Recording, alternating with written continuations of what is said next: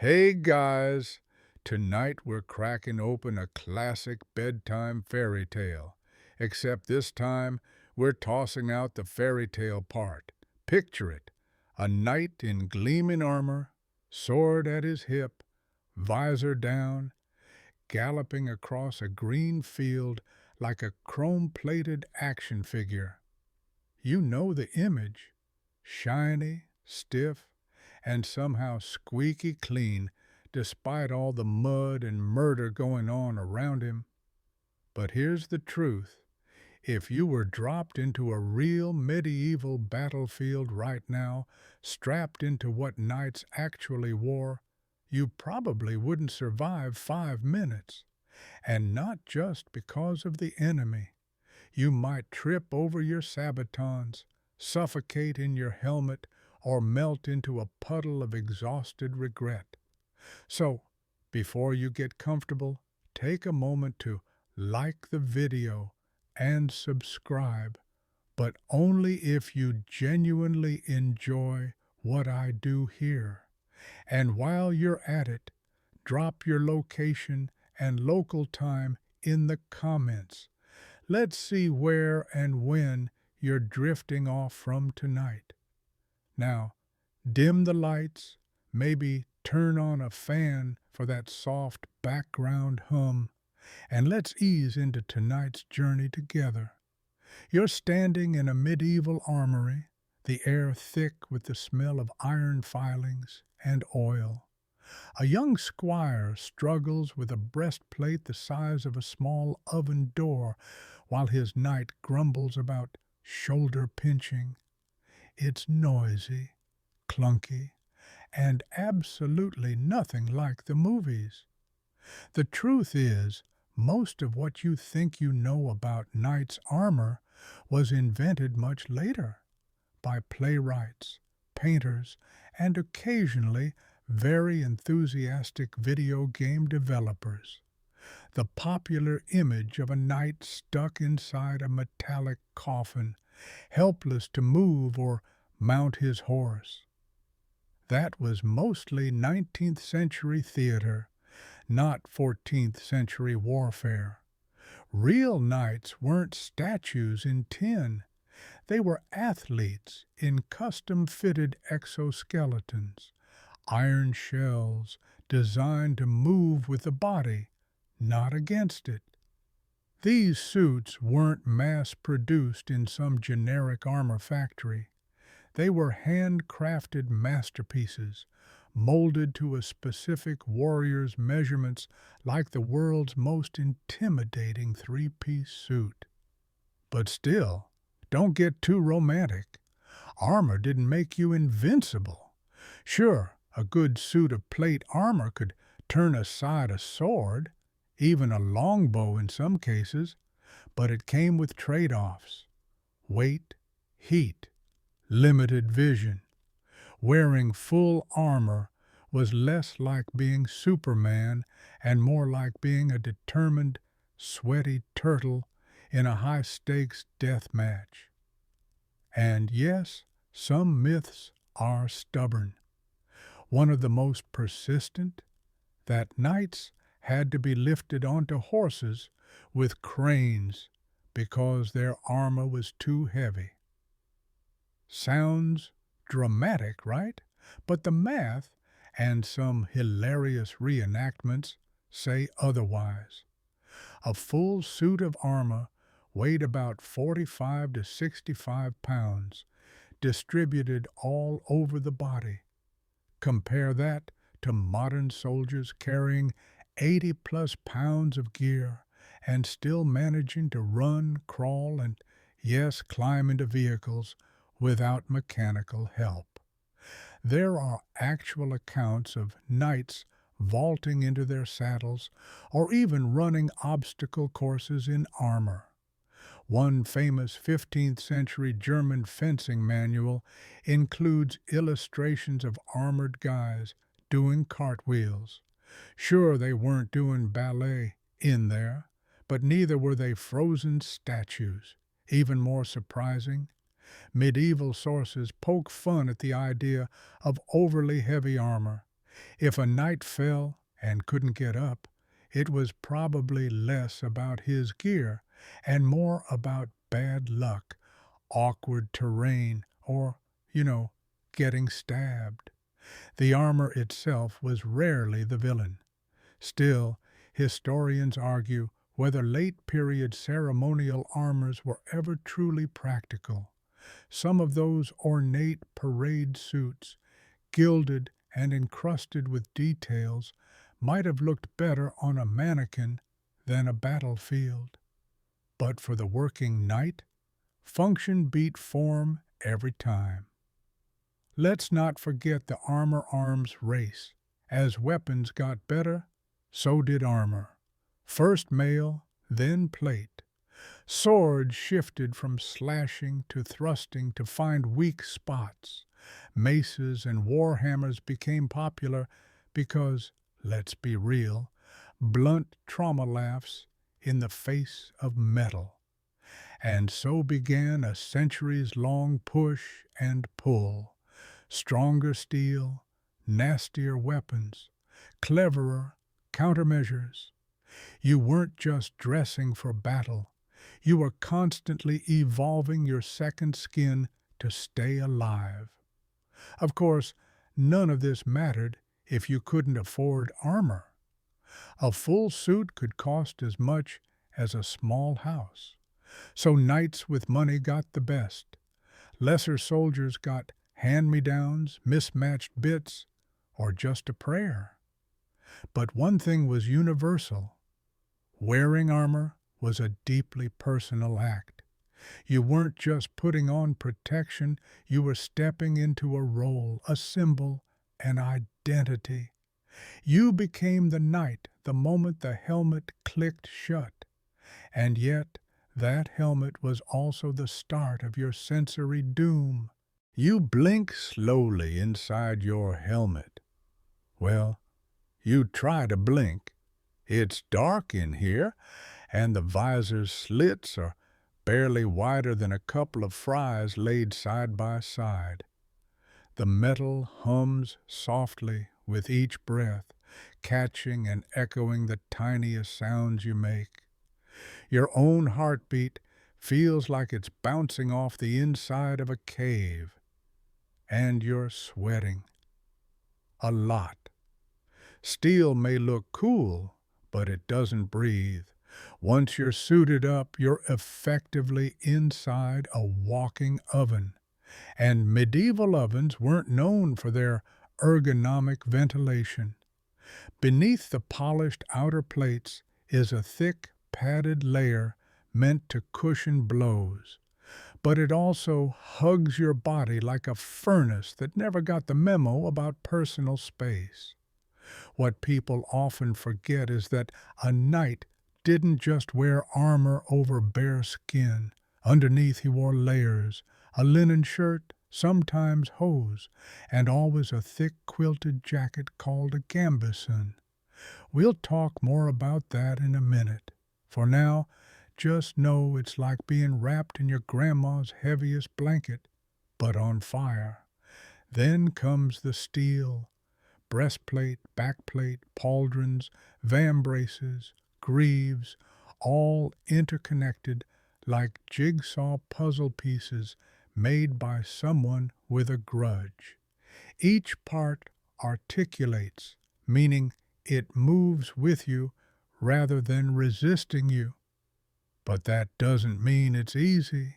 It's more like wearing an adjustable shell that responds to movement while also punishing any misstep with a resounding clank.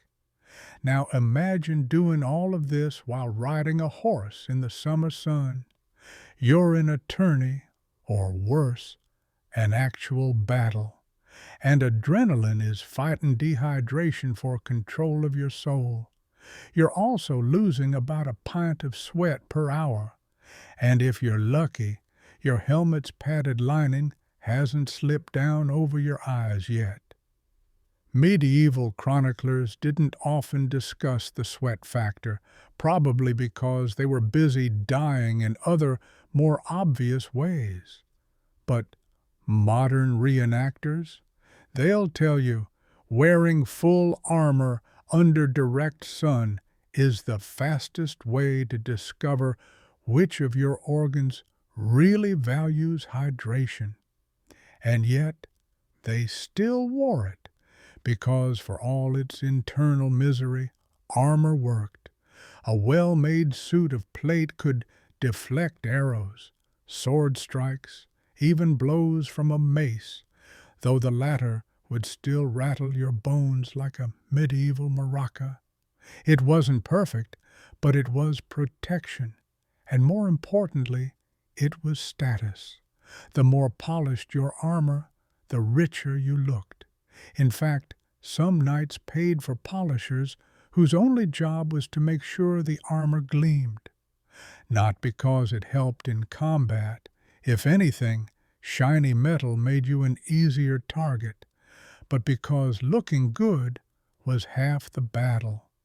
Literally, in tournaments, a flash of sunlight on gleaming armor could dazzle the crowd and distract your opponent. Tactical vanity at its finest. Still, historians argue whether the famous mirror finish armor was truly common in battle.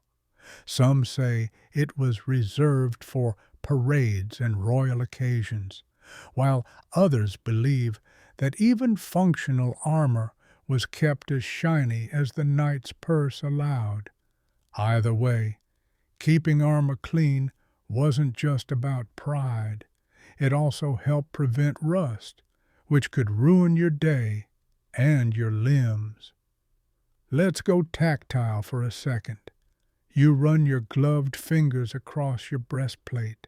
It's smooth, cool at first touch, but warms quickly under your palm. The inside smells faintly of metal, leather, and sweat. The kind of scent that says, "I've seen some things," without offering details. You adjust your balance gently. The armor shifts with you, a soft creak of leather straps and the occasional click where metal brushes against metal. The weight is there, but it's manageable. It hugs your hips, not your shoulders. That's the trick most people miss. A well-fitted suit distributes its load across your core and legs, not your back. You're more of a walking keg than a metal scarecrow. And if you think this was a solo effort, think again. You needed help to get into it. Maybe a squire, maybe two. Dressing a knight was like assembling IKEA furniture, with half the instructions missing and everything held together by buckles, ties, and very specific curses. There's also the sound. From the outside, armor sounds like a walking bell tower. From inside, it's even worse. Every step echoes. Every breath hisses. Every hit rings like a dinner gong. It's loud enough to rattle your thoughts, especially in the chaos of a melee. One knight wrote that his ears would ring for days after a hard fight, not from injury, but from being inside what was essentially a giant, echoing drum kit. And you had to wear all this while making decisions, fast ones, swing, parry, dodge, advance, retreat. Knights weren't just brutes. They were trained athletes, tacticians, and sometimes diplomats who had to look good, fight smart, and somehow survive the medieval mess around them. Still sound glamorous? The thing is, we often glamorize knights and their armor because we want them to be more than human, gleaming, stoic, noble.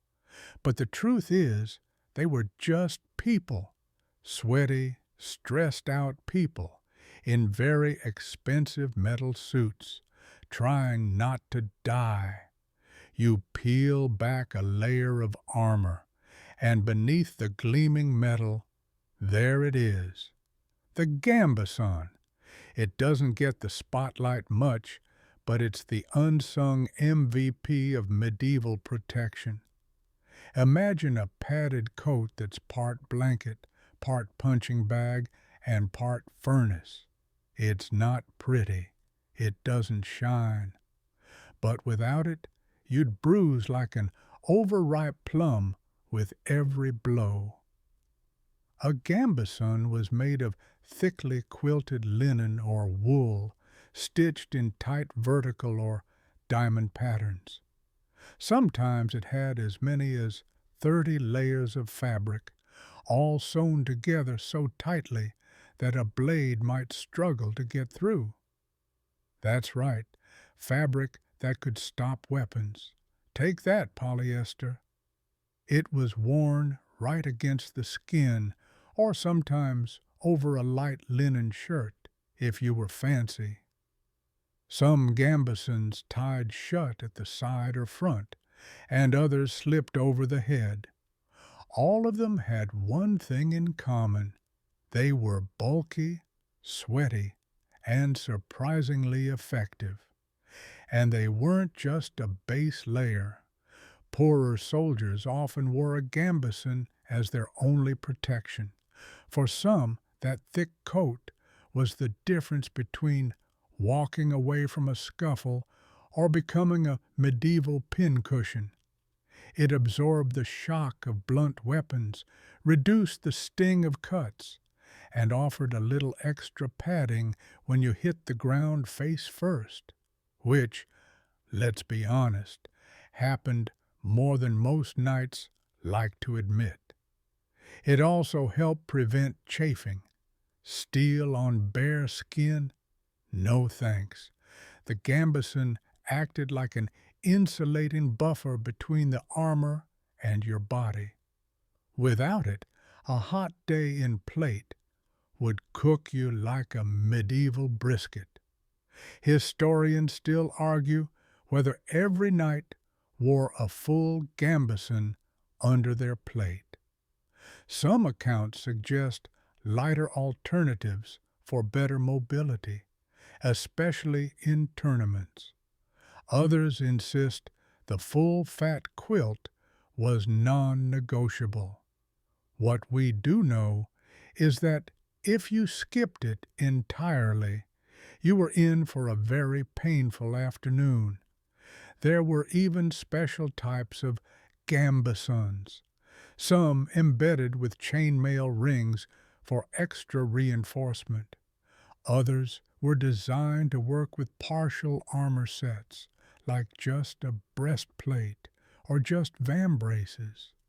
And don't forget the arming doublet, a variant of the gambeson with special laces called points, used to tie pieces of armor directly onto the garment.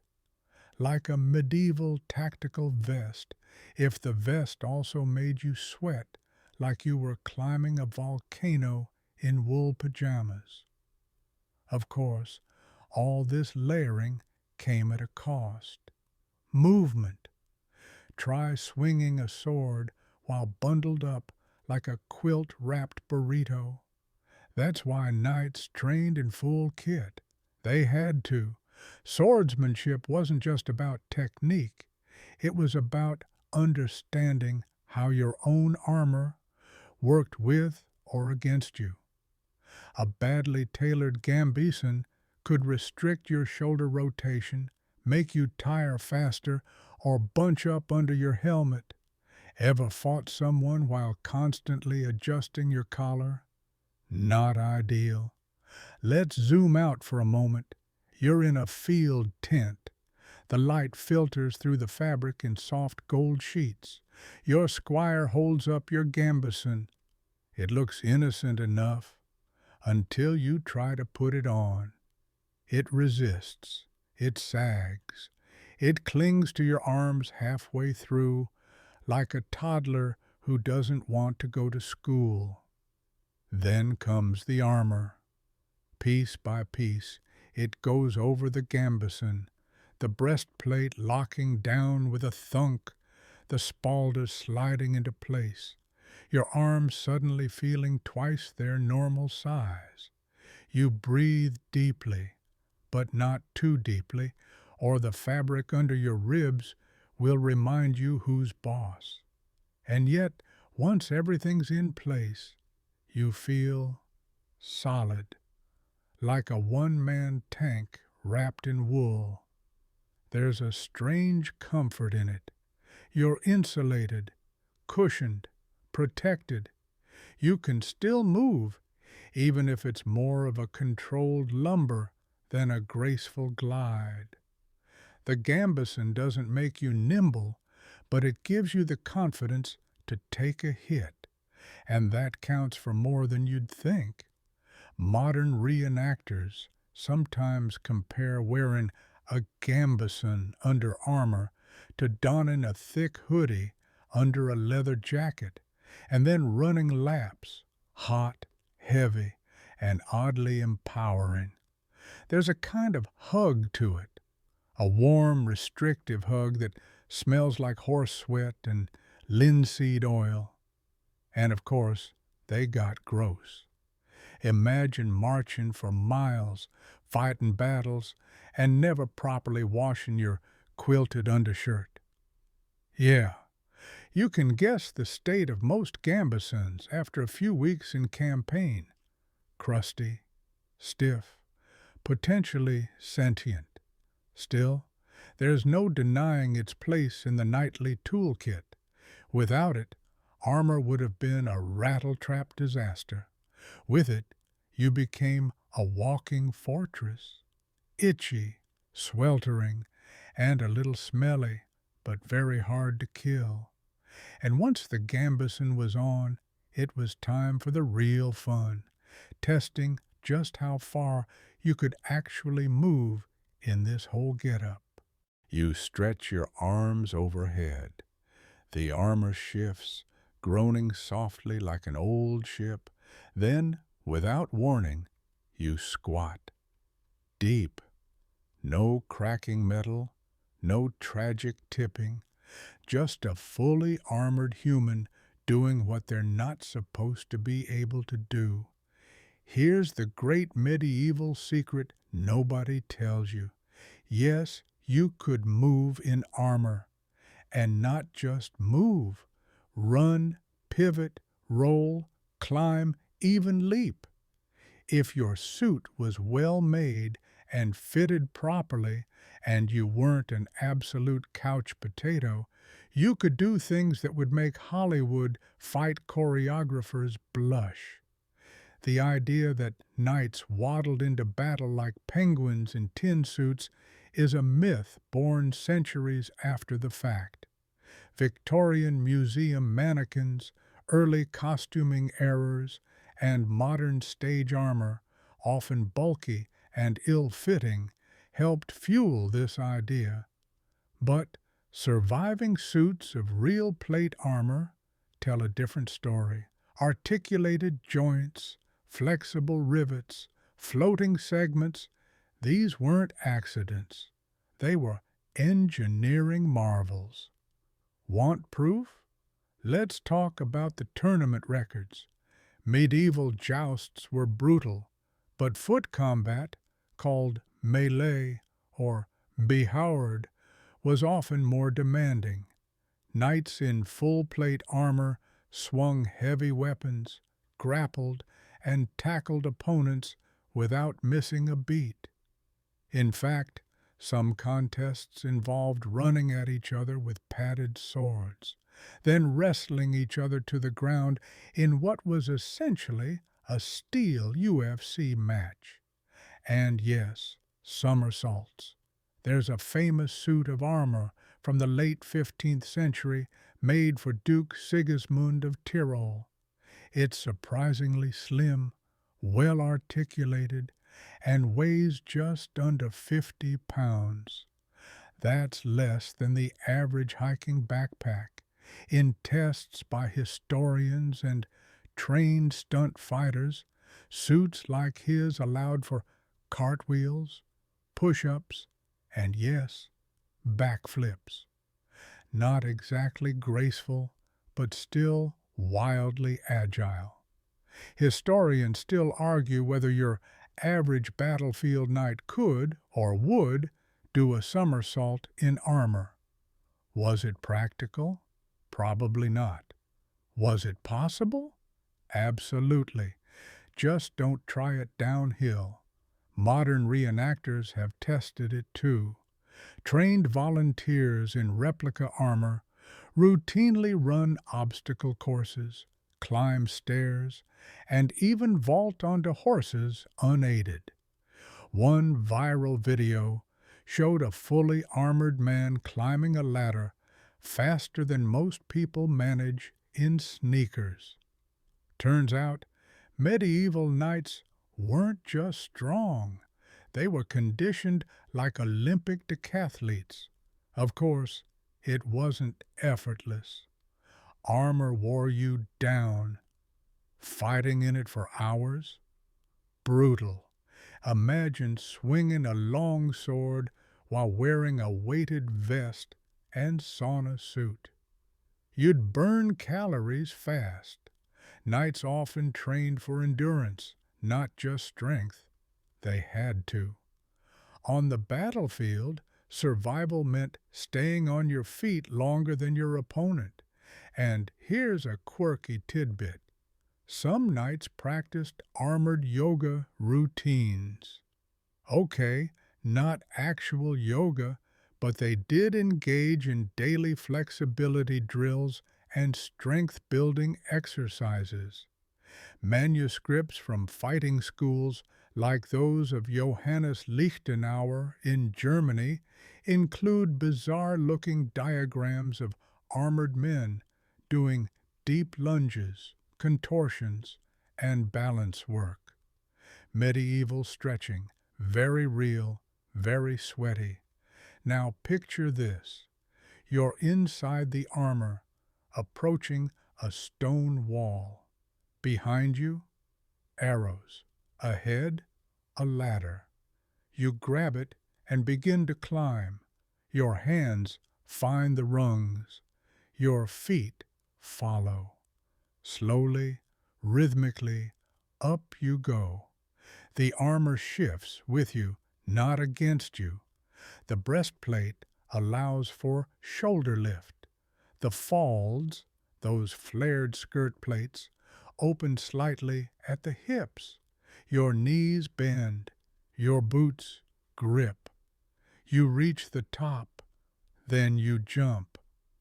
Land with a thud. Roll. Pop up. Shield raised. Sword ready. You're not just mobile. You're a problem. The myth of immobility probably lingers because we tend to associate armor with the later periods. Those ceremonial suits from the 1500s and 1600s that were built for display, not combat. Those were heavy, rigid, and uncomfortable, but a working knight in the heat of battle. He moved like a tank crossed with a gymnast. Still, there were limits. The armor covered your range of motion, yes, but only within reason. You couldn't scratch your nose without taking off a gauntlet. You couldn't pick up a dropped coin easily. And don't even ask about tying shoelaces. But when it came to combat, every joint mattered. Every pivot point was considered. These suits were not cages. They were tools. And one final note. Knights didn't wear armor alone. Movement was a team sport. Squires followed close behind, ready to help adjust straps, replace buckles, or haul their knight out of the mud. You might be agile, but even the best could get stuck. Muddy fields, rocky terrain, or an unlucky fall could turn your mobility into a medieval embarrassment. So the next time you see a knight slowly toppling over in some low-budget reenactment, just remember, real armor didn't stop movement. It demanded it. If you couldn't move, you couldn't fight. And if you couldn't fight, well, you were just a very shiny target waiting for a storybook ending. You're standing still, but it doesn't feel still. The weight is there, like someone pressed a firm hand against your shoulders and hips, but it's not crushing, not unbearable. It's balanced. If you shift forward, the load follows. If you lean back, the armor gently reminds you not to overdo it. This is the part Hollywood always gets wrong. Armor wasn't just heavy, it was smart. A full suit of plate armor weighed between 45 and 65 pounds. Yes, that sounds like a lot until you realize how it was distributed. Rather than dumping all the weight on your shoulders like a sad metal backpack, the design spread the load evenly. Breastplates hugged your torso. Greaves and cuisses rested on your thighs and shins. Sabatons, those armored shoes, took the weight straight to the ground. The result? You were basically carrying the equivalent of a fully loaded hiking pack, just more fashionably. Historians like to compare it to a modern firefighter's gear or a football player's pads. And while it wasn't exactly comfy loungewear, it was wearable. You could walk in it, you could fight in it, you could even dance in it, though whether you should depended on your nightly rhythm. But let's be real, it still took strength to carry. Training wasn't optional. You couldn't just buy a suit of armor, toss it on, and expect to survive a battle. Knights trained from childhood, sword drills, riding practice, jousting tournaments. It was a full medieval workout plan, CrossFit in chainmail, and armor wasn't one size fits all. Each piece was custom fitted to the wearer, shaped to their body like a second skin. That meant better balance, better mobility, and far less clanking around. Poorly fitted armor could hurt. Pinched joints, bruised ribs, chafing in very unfortunate places. A good armorer was worth his weight in gold, and possibly beer. Speaking of movement, let's talk about where the weight went. The upper body got a big share. Breastplate, backplate, spalders, those big shoulder bits. But clever shaping and curving allowed those parts to deflect blows and avoid sagging. Most of the real mass was concentrated at your center of gravity. Lower body armor, like greaves and cuisses, was strapped tightly to the legs and didn't swing or flop around.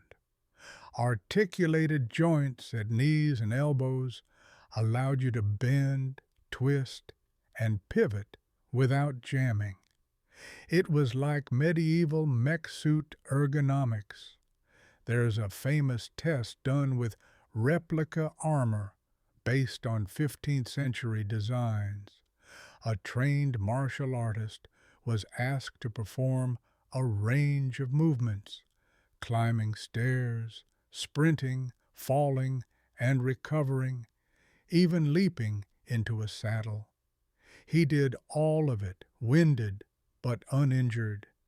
The armor moved with him, not perfectly, but impressively. Historians still argue whether the weight was a serious limitation in extended battle. Some believe knights fatigued quickly, needing breaks or backup squires. Others point out that battles didn't always last hours.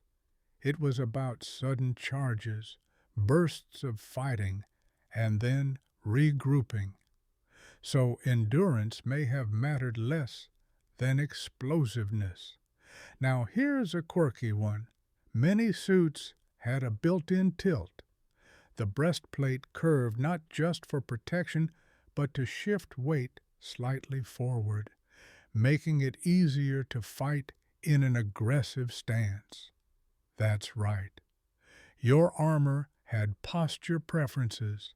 If you slouched, the whole suit subtly reminded you to stand like a proper death machine. The interior wasn't exactly padded luxury, but it did have lining, usually leather or cloth straps, cushioned in high-impact zones. This absorbed shock and prevented the metal from rubbing raw against skin. The effect? It made a 60-pound suit feel lighter, more like an extension of your body and less like a punishment from your blacksmith. Let's not forget helmets. They added their own mass, often 4 to 10 pounds depending on design. But again, it was balanced. Many helms rested on the shoulders via a gorget or bevor, not the neck. You didn't walk around with 10 pounds perched on your skull. It was more like wearing a heavy hat that shared its burden with your torso. The result of all this balance was impressive. Knights could ride for hours, fight for minutes, and look intimidating the entire time. Even better, their armor made them incredibly hard to knock over. The weight acted like a stabilizer. Unless you were hit really hard, you weren't going down. And even if you did, well, that's what squires were for. Now let's imagine a duel. You're facing another knight, both of you encased in steel. Every step sends a dull thump through the ground. You circle, raise your sword. The weight is there, but manageable. You feel it in your hips, not your back. You lunge, he parries. You pivot, sword scraping against his spalder. He swings low. You step back, armor shifting, perfectly counterweighted. Neither of you is winded, not yet. Later, as you sit on a wooden bench, unstrapping your greaves, a younger squire asks, "Is it really that heavy?" You chuckle, "Only if it doesn't fit." It's dim inside the helmet, not quite pitch black, but close enough that you start wondering whether your eyes have stopped working or if it's just the armor giving you a taste of medieval claustrophobia. You breathe in, it echoes. You exhale, it echoes again. Welcome to the cozy echo chamber world of the medieval knight's helmet. Here's where things start to get a little complicated. If plate armor was the marvel of the age, the helmet was both its crowning glory and its most frustrating piece. And not just because it squashed your nose. Let's talk visibility first. The typical knight's helmet, whether it was a great helm, a sallet, or the sleek armet, usually had some sort of visor, and that visor had tiny slits for seeing through. These sight holes were practical in theory, but often gave you the visual range of a mailbox. Forward? Sure. Downward? Not so much. Peripheral? Forget it. Historians still argue whether knights in certain periods preferred open-faced helms for better visibility, even at the cost of facial safety. Some sources suggest knights would lift their visors when out of danger, or even during combat if the heat or poor sight became unbearable. Others insist the slits were carefully designed for just enough vision to get by, assuming you weren't trying to read fine print or dodge arrows with matrix-level precision. Now let's chat breathing. Helmets got hot, fast. Combine physical exertion, high-stress situations, and heavy padding, and you've got yourself a steam room strapped to your face. To help, armorers added ventilation holes, especially near the mouth and nose. These little perforations were often grouped in decorative patterns, which is charming until you realize they were also target zones for anything pointy. Still, the airflow was limited. Breathing during combat could be a wheezy mess, especially in the thicker great helms that fully enclosed the head. You'd suck in your own recycled air, steamy and tinged with whatever you ate for lunch 2 hours earlier. Yum! Modern reenactors describe the experience as like jogging while wearing a mailbox, or doing hot yoga inside a lunchbox. And that's before the visor fogged up. Then there's hearing, or the lack thereof. Most helmets muffled sound dramatically. Clanging weapons outside became dull thuds. Shouted commands sounded like your commander was yelling through a pillow. If you wanted to hear the battlefield, you had to keep one ear toward your foe and hope they didn't take that opportunity to stab it. Some helmets had ear holes or thin metal over the ears to compensate, but it wasn't great. Communication was a challenge. Knights relied on hand signals, visible banners, or the time-honored medieval tactic of do whatever the guy in front is doing and pray he's not an idiot. And here's a quirky tidbit. Some helmets had built-in sound trickery. Tiny flared openings near the mouth acted like megaphones, amplifying your voice. Imagine being both deaf and loud. It's not exactly a tactical advantage, but it's very on-brand for the medieval aesthetic. Inside the helmet, it was tight. Padding helped prevent concussions, but there wasn't much wiggle room. Sweat would gather and drip down your temples. Your own breath would warm your face. Some helmets had removable liners or leather suspension systems to keep your head centered. If you've ever worn a bike helmet that just barely fits and multiplies your every movement by a factor of, you get the idea. And you couldn't just whip it off mid-fight. Removing a helmet took time, undoing straps, lifting latches, maybe even calling over your squire for help. If your visor jammed or warped during battle, congratulations, you were now a blind turtle with anxiety. Yet knights chose to wear them. Why? Because the trade-off was worth it. A helmet could stop a sword to the skull, deflect an arrow, or save you from blunt trauma that would otherwise turn your brain to porridge.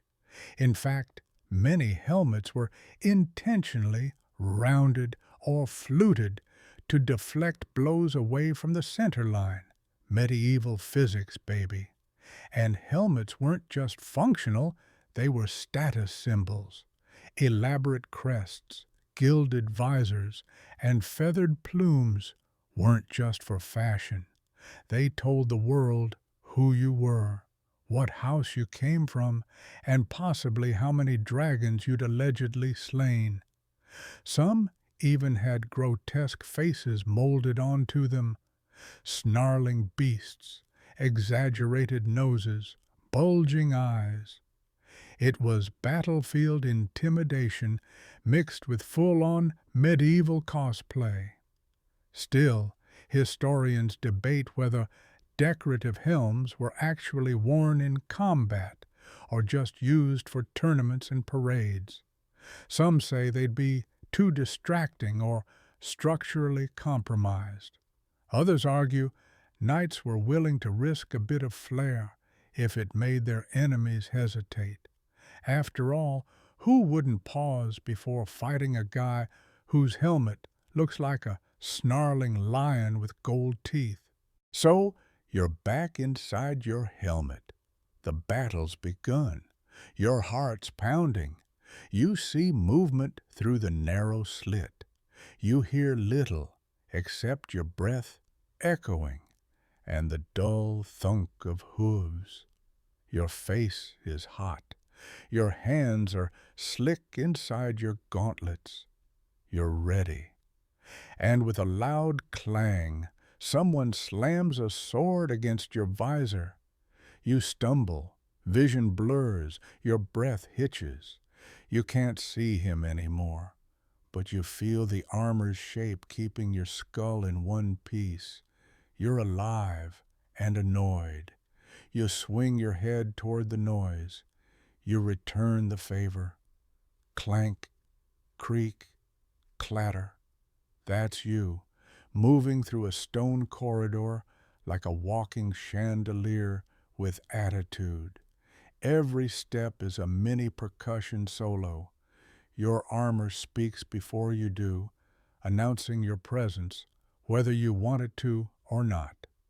Welcome to the soundscape of medieval plate armor. Spoiler: it wasn't stealthy. Movies might exaggerate the clang-clang noise for dramatic effect, but the truth is, it wasn't that far off. Especially in tense, quiet moments, the layered symphony of shifting metal, leather, and padding made it pretty hard to sneak up on anyone.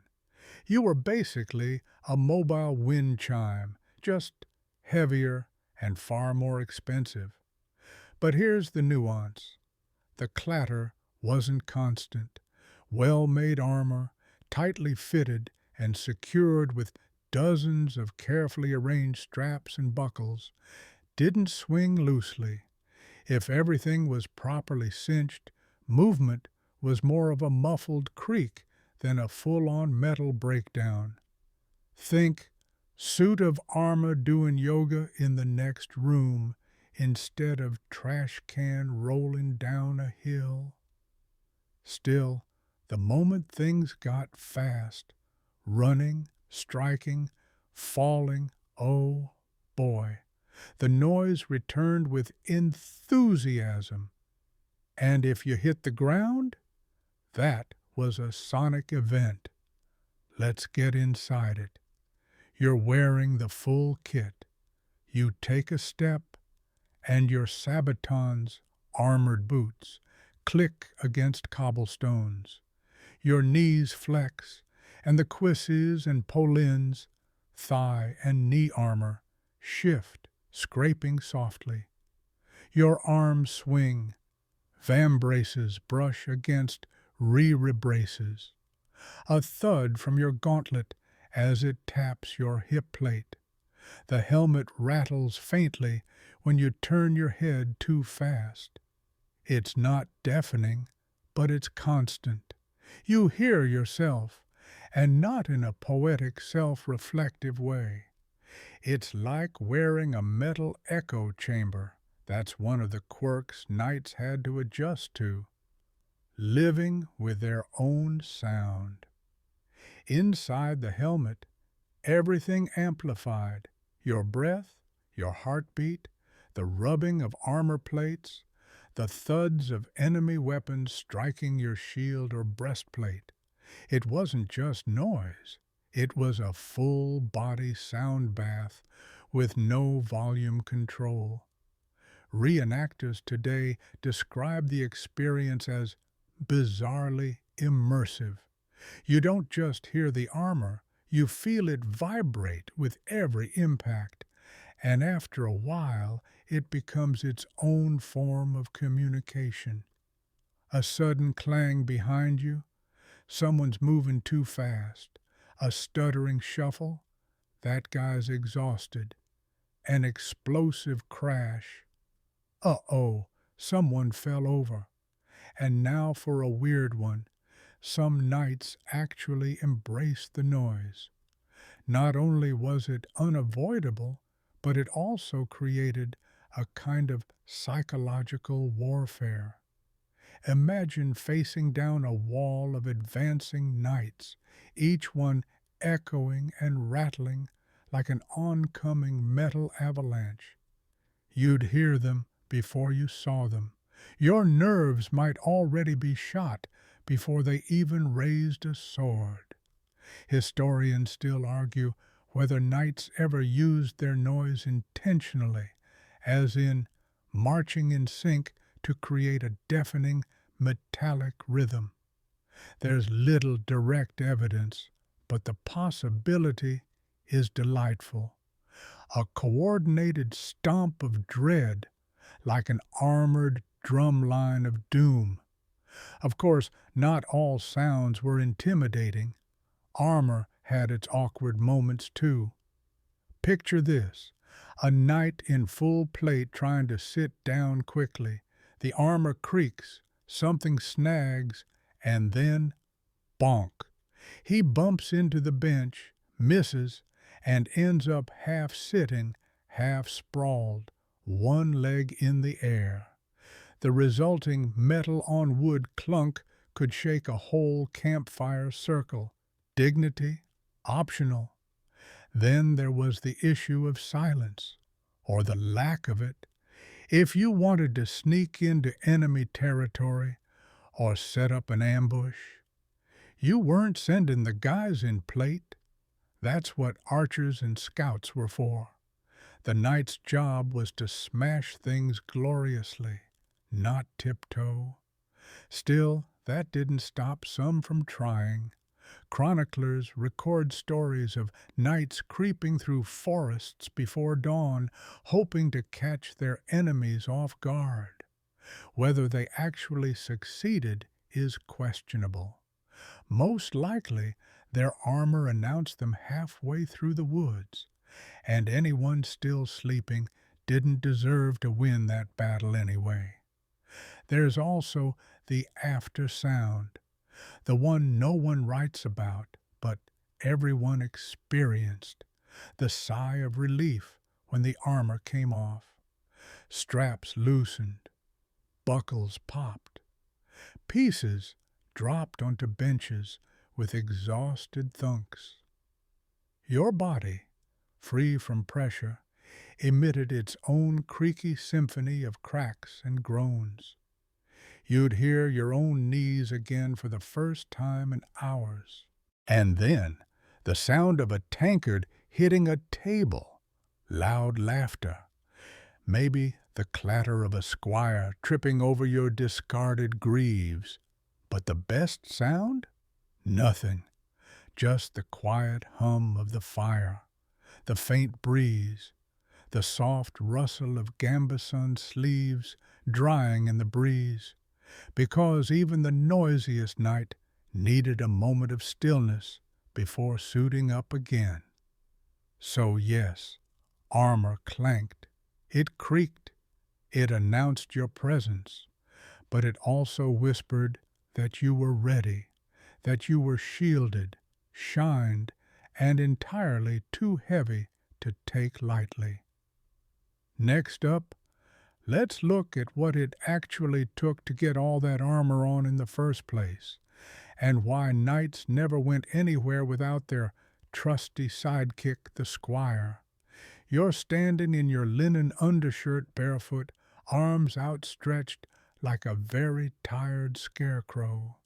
Before you stands your squire, a wiry teenager with smudges on his face, a belt knife in one hand and your left greave in the other. You're about to become a walking tank, and he's the one doing all the bolting and buckling. Because no matter how tough, rich, or heroic a knight was, he didn't dress himself. Getting into a full suit of armor wasn't a one-man job.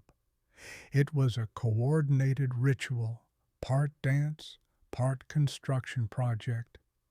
That's where the squire came in, a young man in training, part apprentice, part assistant, and full-time armor wrangler. Let's walk through the process. First came the base layer, linen undershirt, maybe wool hose. Over that, the padded gambeson or arming doublet, thick, quilted, and already a workout just to lace up. The squire helped tie it at the sides or back, adjusting the fit, tugging it snug across your shoulders. Next came the points, those leather laces attached to the doublet that would anchor bits of armor in place. Think of them like the medieval equivalent of Velcro, but fiddlier and more medieval. Every piece had to be secured in just the right order. Leg armor tied to the hips, arms to the shoulders, elbows aligned, kneecaps centered. Then came the steel. Greaves first, those shin guards, strapped tight around your lower legs, often buckled at the back. The squire had to make sure they didn't bite into your calves or twist sideways. Then cuisses for your thighs, buckled up and tied to the doublet. Add in polins, knee cups, and your lower half was now officially creaky. After that, sabaton boots, armored shoes that fit over leather ones, sometimes articulated at the toes. Tricky to walk in at first. Imagine tap dancing in medieval loafers. But you'd adjust. Now the torso, the breastplate, heavy and curved, locked into the backplate behind you. Together, they enclosed your core like a steel clamshell. The squire helped align the straps across your shoulders and underarms, tightening them until you felt like someone had wrapped you in a bear hug and then said, "Okay, now fight." Add falds, the skirt-like plates around your waist, and maybe tassets, which protected the upper thighs. Each hung from the belt line like a set of metallic drapes. Then came the arms, rear braces, vambraces, and couter, elbow cups. Layered in that order, each piece had to move smoothly with your joints. Misaligned armor could jam when you lifted your sword or prevent you from wiping sweat from your brow, which, trust us, you'd want to do. Gauntlets slid on last, articulated gloves with overlapping finger plates. They looked awesome and felt like trying to do embroidery with crab claws. Finally, the helmet, lowered gently, carefully, chin strap secured, visor tested for movement. At this point, your vision narrowed, your breath echoed, and your ability to hear the outside world dimmed considerably. And now you were armored. The whole process took anywhere from 10 to 20 minutes with an experienced squire. Less if you were in a hurry and willing to suffer a few pinched nerves. More if you wanted to look presentable in a tournament, where every buckle mattered and your plume had to match your heraldry. Historians still debate just how much squires did solo versus how many assistants were required for high-ranking knights. Some nobles had full teams, squires, pages, grooms, who treated armor assembly like Formula One pit stops. Others had to make do with one very sweaty teenager and a lot of mutual patience. And squires weren't just glorified dressers. They were trainees, learning the craft of knighthood by literally strapping themselves to it. They handled weapons, helped maintain armor, managed horses, delivered messages, and fought alongside their knights in battle when they came of age. Many knights began as squires and remembered very well what it was like to buckle another man's greaves in the rain. A good squire was worth his weight in silver. He kept your gear clean, your sword sharp, and your armor unjammed at just the right moment. If you fell, he helped you up. If your visor fogged, he cracked it open. If you got ambushed while lacing your cuisses, he was the one standing between you and a really embarrassing obituary. And here's a quirky little fact. There were documented moments when squires had to fight wearing their knight's second-best armor because things got that desperate. Imagine being 15, wearing your boss's backup gear, and suddenly facing a guy with a mace and zero chill. Medieval internships were brutal. You glance down. Your squire tightens the last strap on your gauntlet, gives a satisfied nod, and steps back. You can barely see him through your visor slits, but you hear his voice. You're ready. And you are. Heavy, creaky, and about 60% sweat, but ready. You're fully suited. You shift your weight from one foot to the other. The armor creaks slightly, but it holds firm, balanced, solid, ready. Your squire hands you your weapon, not a sword, not today. It's something heavier, blunter. You take it in both hands and feel the steel hum with potential. Because tonight, we're talking about weapons versus armor, and all the clever, sometimes ridiculous ways people tried to crack the knightly shell. See, armor wasn't some invincible supersuit. It was protective, yes. It could turn a blade, deflect an arrow, absorb a glancing blow. But it had limits, and medieval weapon makers were obsessed with finding those limits. It was an arms race long before gunpowder showed up to ruin everyone's aesthetic. Let's start with the obvious, the sword. Despite what every fantasy movie wants you to believe, swords weren't the best tools for fighting a fully armored knight. Sure, a big slash might look cool, but plate armor laughed at slashing. Your beautifully forged longsword, about as effective as smacking a refrigerator with a butter knife. So knights got creative.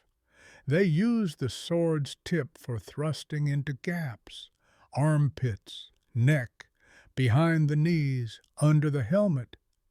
That's why so many fighting manuals from the 14th and 15th centuries show knights half-swording, gripping the blade halfway up with one hand and guiding the tip like a giant steel syringe. Risky? Sure. Effective? Oh, yes. Then came the mace. No sharp edges, just pure blunt force trauma. A mace didn't need to cut, it needed to crush. Plate armor might not break, but the body inside, very breakable. A good blow from a mace could crack ribs, rupture organs, or knock you cold inside your own metal shell. Next up, the war hammer. Now we're talking. Picture a long handle, one side ending in a flat head for bashing, the other in a wicked spike for puncturing. It was the Swiss Army knife of anti-armor tools. The spike could pierce weak spots. The hammer could deliver knockout hits, brutal, efficient, and terrifying.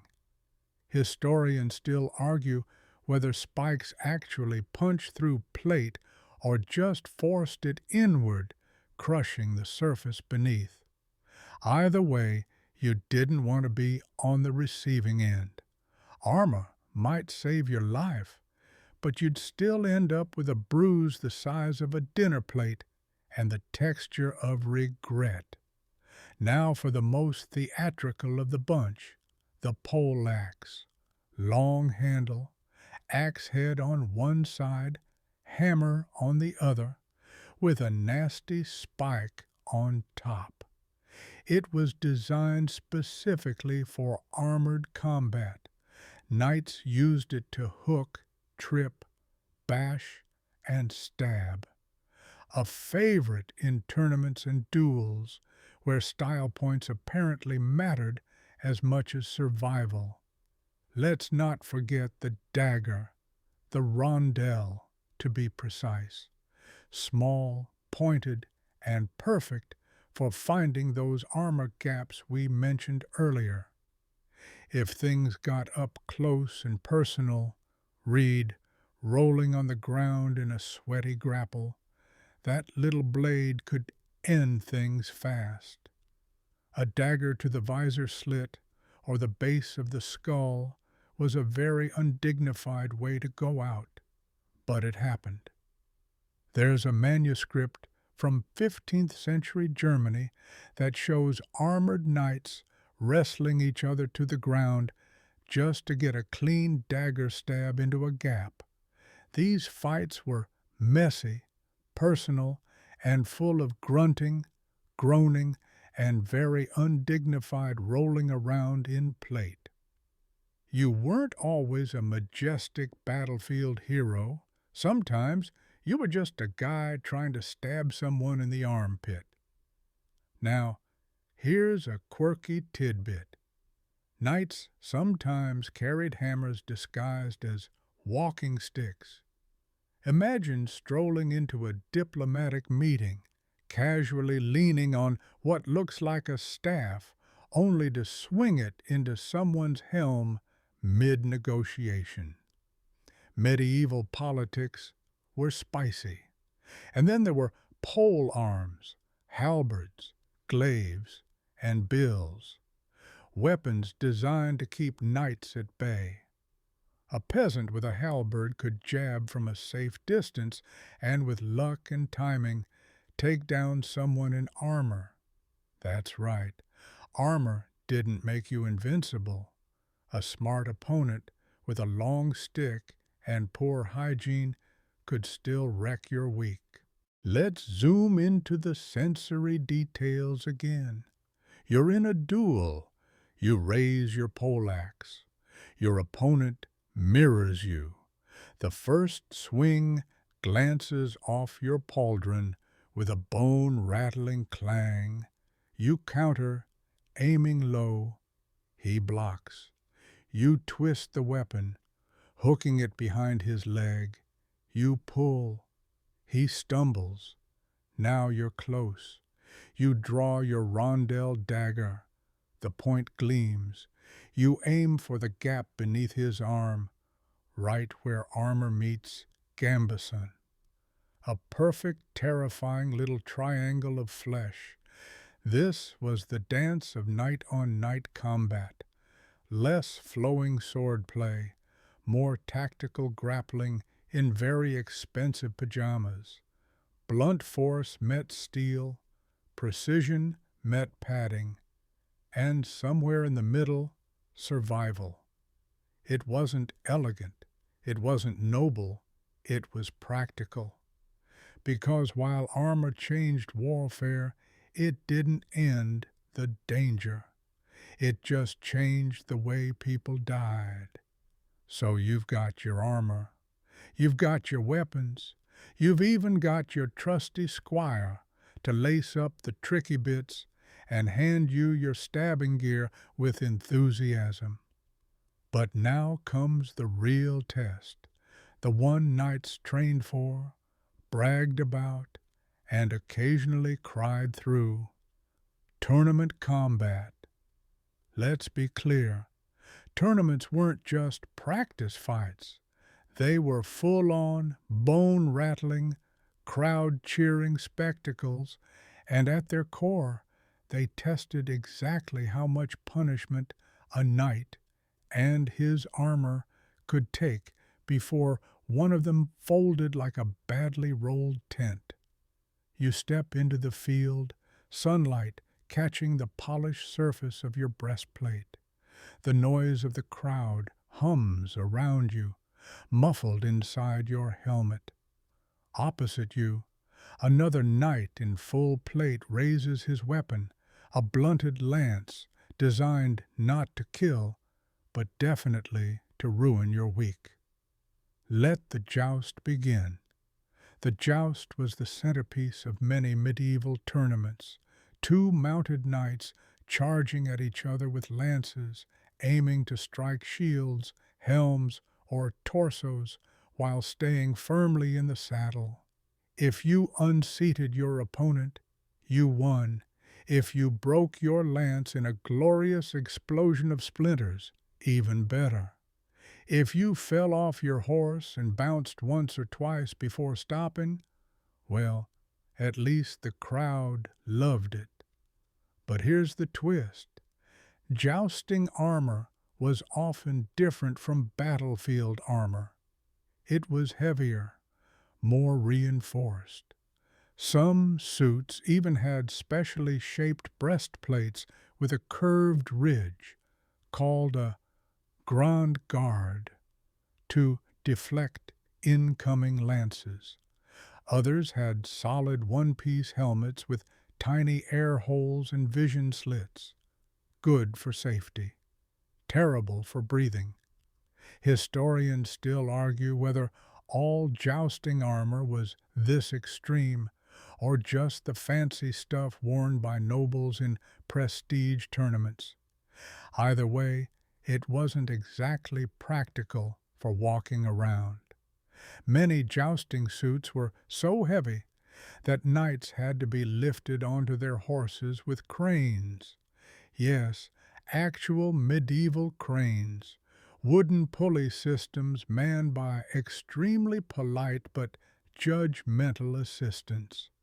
Once mounted, though, you were glorious.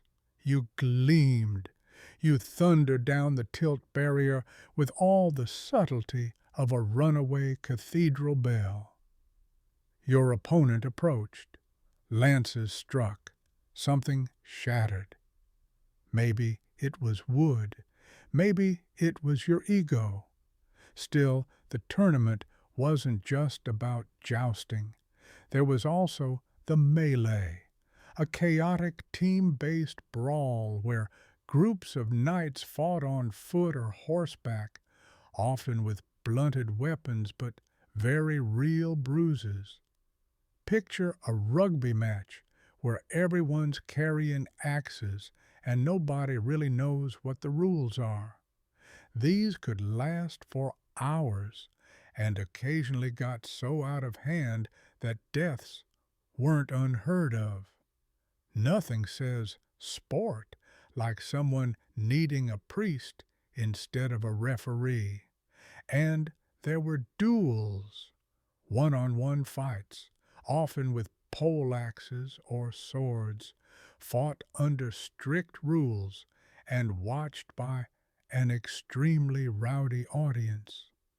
Duels were part combat sport, part legal proceeding, and part hold my mead, I've got something to prove.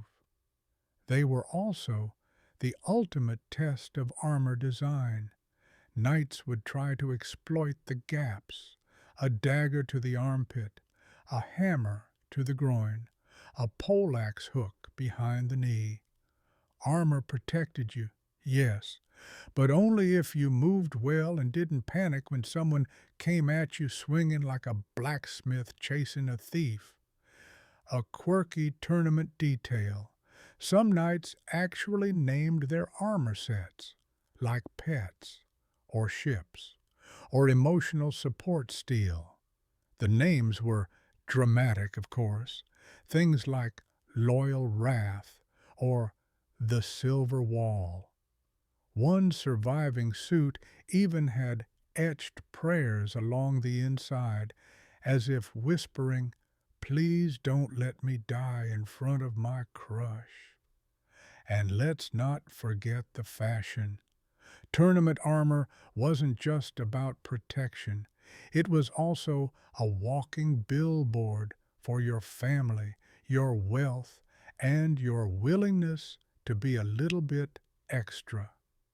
Gilded plates, feathered crests, capes, if you were feeling yourself. Historians still argue whether all of this gear was ever used in real battle or purely for show. Some suits were clearly ceremonial, made too heavy or too ornate for practical combat. Others were simply modified versions of field armor, upgraded for safety and spectacle. Now back to you. You've survived the melee. Your arm aches. Your helm's visor is slightly dented. There's mud in your left sabaton, and you're 90% sure that knight from Normandy bit you during that last grapple. But you're still standing, still armored, and the crowd is cheering like you just single-handedly invaded France. Later, you sit near the tilt yard, gauntlets off, sipping something warm. Your squire fusses over a loose buckle. Someone nearby is loudly debating whether your poleaxe swing was legal. The sun is setting. Your armor, scratched and scuffed, gleams in the golden light. And in that moment, with bruises blooming under your gambeson and victory ringing faintly in your ears, you realize tournaments weren't just training. They were a proving ground for honor, for skill, for armor. The dust has settled. The crowd is gone. Your squire is somewhere nearby trying to wash blood, or is that wine off your gauntlets? You sit on a stool, sweat slick and tired, armor creaking softly as you shift. And then you realize something. You smell terrible. Welcome to the unglamorous, under-discussed reality of armor. Bodily discomfort, questionable hygiene, and what we'll politely call night funk. Let's rip off the bandage here. Wearing a full suit of armor in summer heat for hours while doing medieval cardio was gross. It was sticky. It was itchy. And no, you didn't smell like lavender and righteousness. You smelled like a gym sock, married a roasting pig, and then went on campaign. So what did knights wear under the armor to help with all that? The first layer was usually a linen shirt and hose. Linen was lightweight, breathable, and, critically, washable.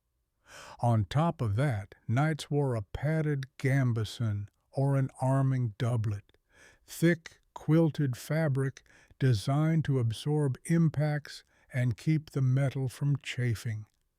That padding was your best friend and your worst enemy, because once it got wet, it stayed wet for hours or days.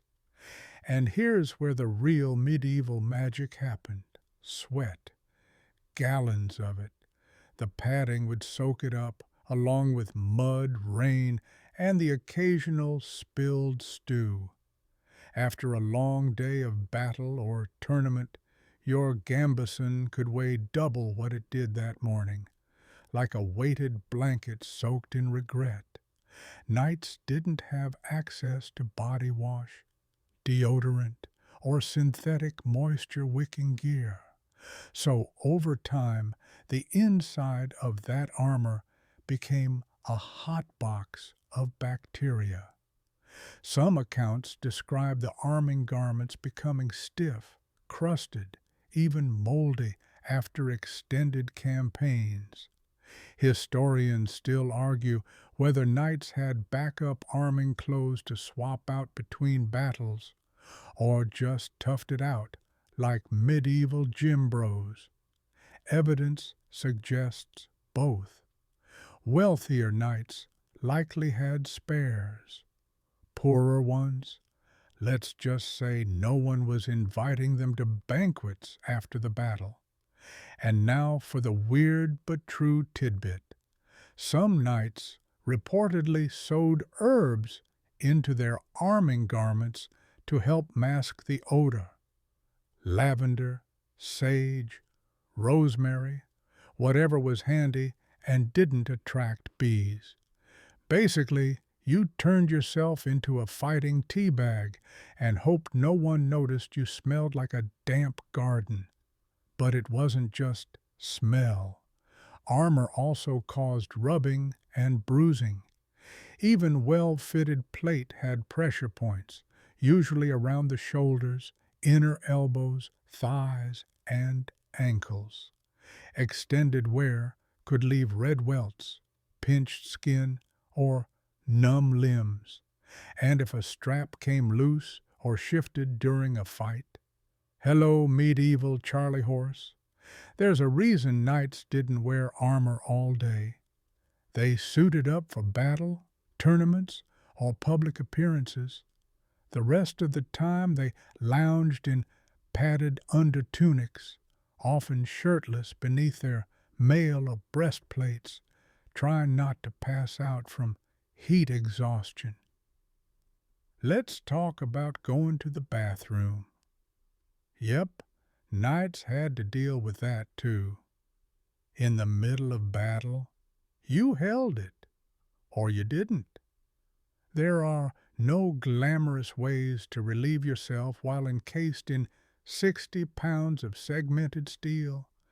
Some suits allowed you to remove the codpiece or lower greaves quickly, but in practice, it was messy, awkward, and absolutely not dignified. The most common solution was, unfortunately, just go. There's a reason squires handled more than just weapons. And speaking of cleanup, armor maintenance was crucial. After every battle or long ride, the armor had to be cleaned, dried, and re-oiled. Otherwise, it rusted fast. Rain, sweat, even morning dew could cause corrosion. Knights didn't just wear their armor, they babysat it, or more likely, their squires did. That's where sand and urine come in. No, really. Sand was used as a mild abrasive to scrub off grime. Urine, particularly stale urine, was used in cleaning leather straps and certain cloth components. It broke down oils and killed bacteria. It also made your armor smell unique. This was pre-Febreze after all. Now picture this. It's the end of the day. You're peeling off your gauntlets. Your hands are pruned and blistered. You wiggle out of your cuirass, groaning as your shoulders decompress. The gambeson peels off with a wet sound no one wants to describe. Your hair is matted. Your armpits have staged a rebellion. Your squire stands at the ready.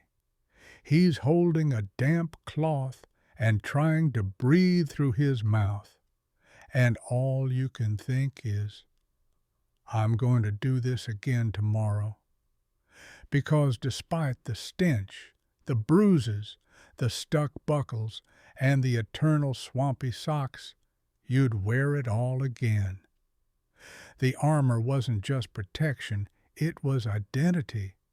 It marked you as elite, brave, knightly, and incredibly sweaty.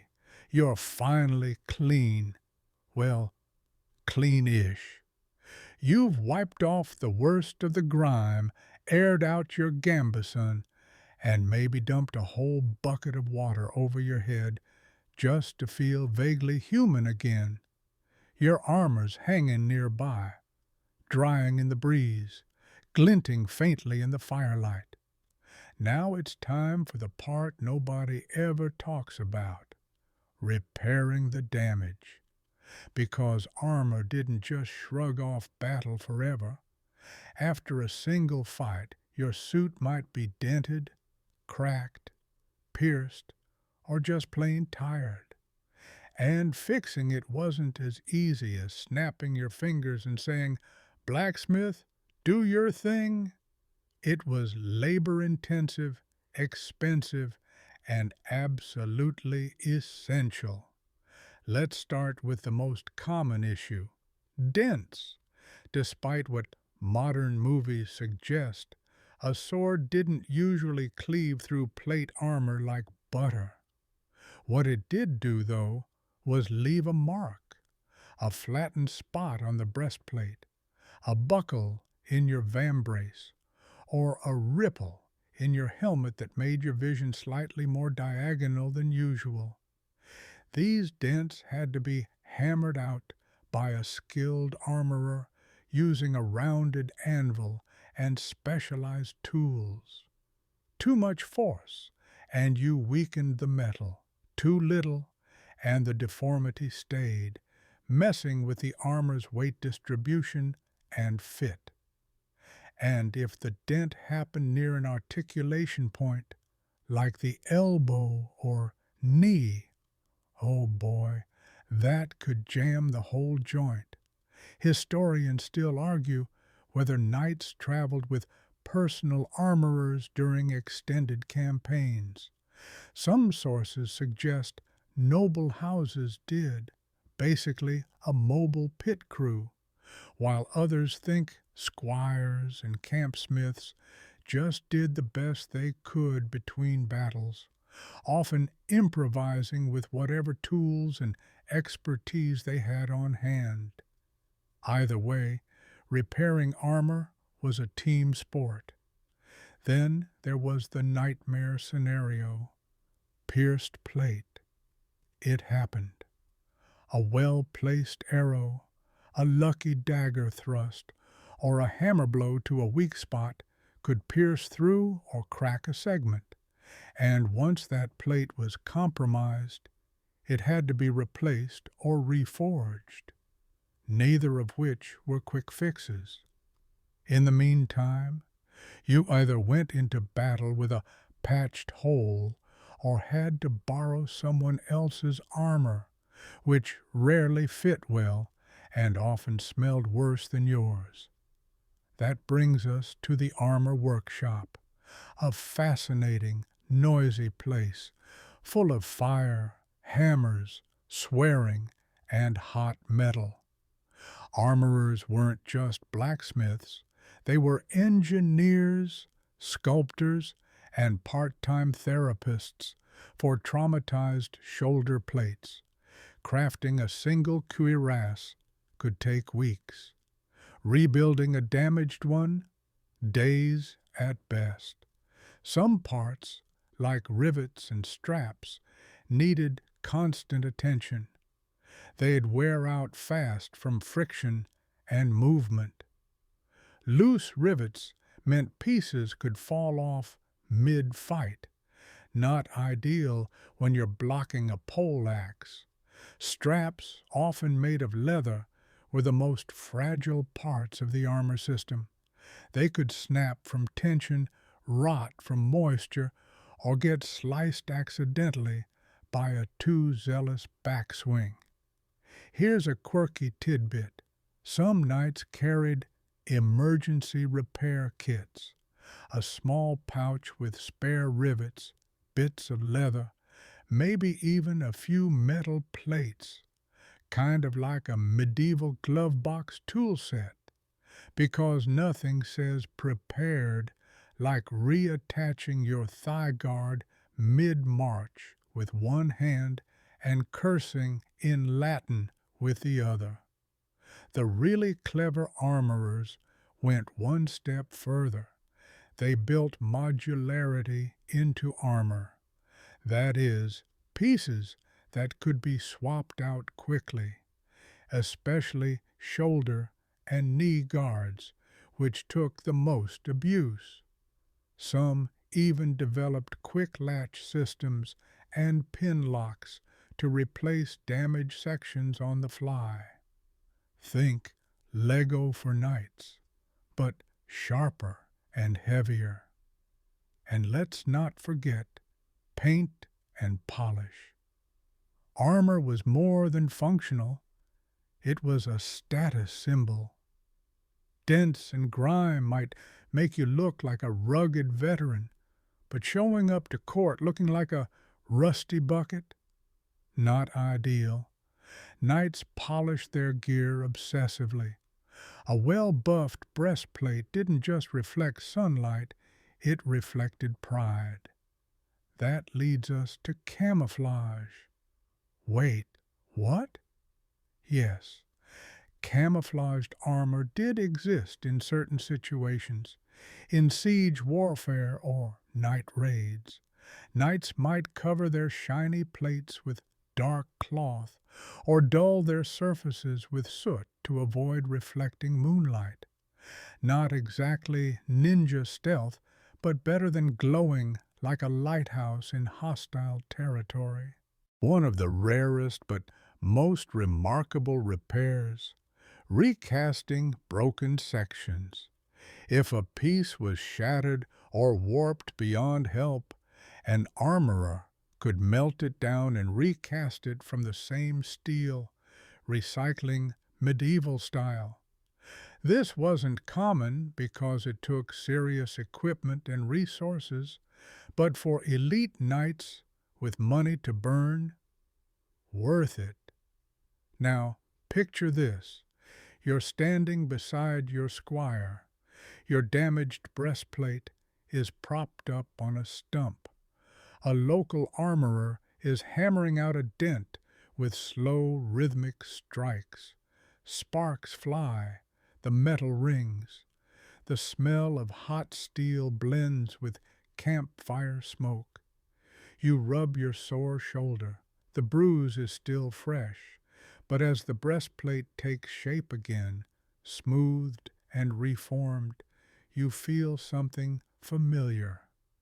Readiness. The fight might be over, but the preparation never ends.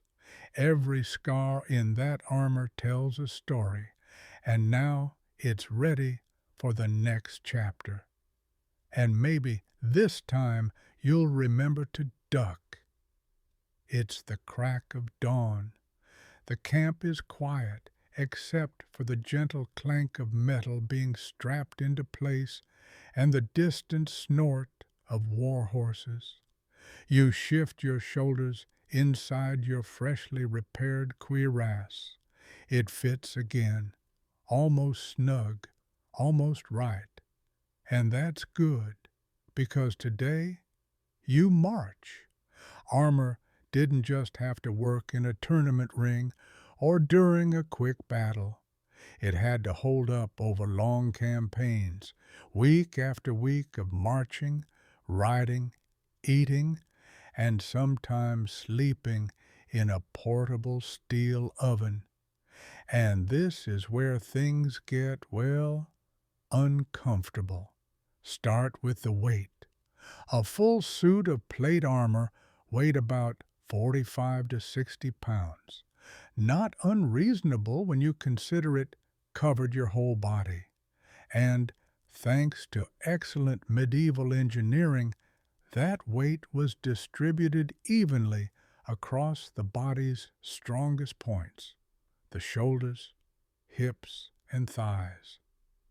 You weren't carrying it like a backpack, you were wearing it like a second skin. But here's the catch. Even well-distributed weight wears you down over time, especially when you're walking 15 to 20 miles a day across fields, over hills, through mud and rain or shine, all while carrying weapons, supplies, and possibly a bad attitude. So how did knights do it?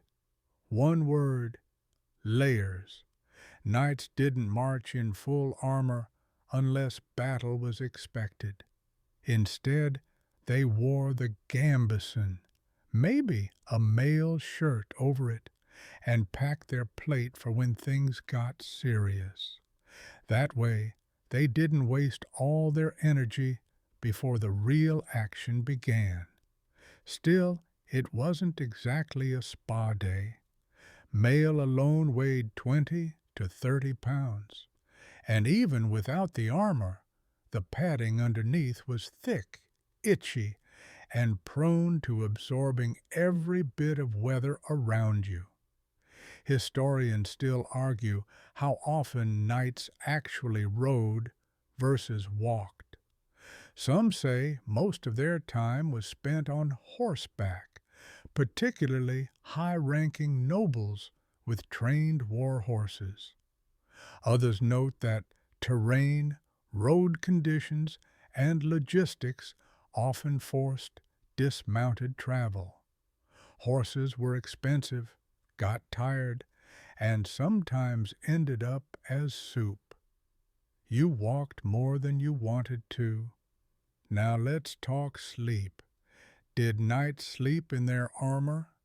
Occasionally, yes. If danger was imminent, you might sleep in your gambeson or even partial plate, especially breastplate and helmet. But full armor? Not if you wanted to wake up with working joints. Sleeping in a cuirass was like trying to nap inside a suitcase.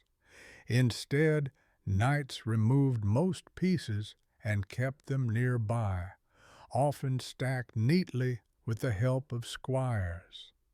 Helmet by the head, gauntlets within reach, sword always close enough to grab in the dark, and the armor didn't travel alone. Campaigning required a wagon train, supply carts full of armor stands, tools, extra weapons, spare parts, food, bedding, tents, and the occasional barrel of ale. It wasn't just knights clanking through the countryside. It was an entire mobile ecosystem: cooks, armorers, squires, grooms, washerwomen, messengers, and probably someone loudly arguing about where to pitch the latrines. Armor got dirty fast. Dust settled in every hinge. Mud caked the sabatons. Rain seeped through gaps. So daily, maintenance was essential, even mid-march. Every stop meant unpacking, drying, oiling. If you didn't tend to your gear, rust could set in by morning, and once it started, it spread like gossip at a feast. A quirky little fact: some knights carried waxed cloth covers for their armor during bad weather. Primitive raincoats, if you will. Others wrapped pieces in linen soaked in oil to keep moisture at bay. One noble even commissioned a fur-lined breastplate because apparently steel wasn't cozy enough. Eating while armored? You didn't. Not unless you enjoyed dropping chunks of bread through your visor slit or drinking mead with a straw. Knights typically removed at least their helmet and gauntlets before eating. Otherwise, you risked impaling your face with your own spoon. Now imagine, you've marched for hours. Your legs are sore. Your arming doublet is stiff with dried sweat. You finally reach camp and drop your gear. But there's no rest yet. You clean your armor. You oil the joints. You check every rivet. Your squire retightens the loosened straps, because if you don't fix it tonight, it could fail tomorrow, and tomorrow could be a battle. Even on campaign, your armor had to be ready for anything. Surprise ambushes, night skirmishes, duels at dawn.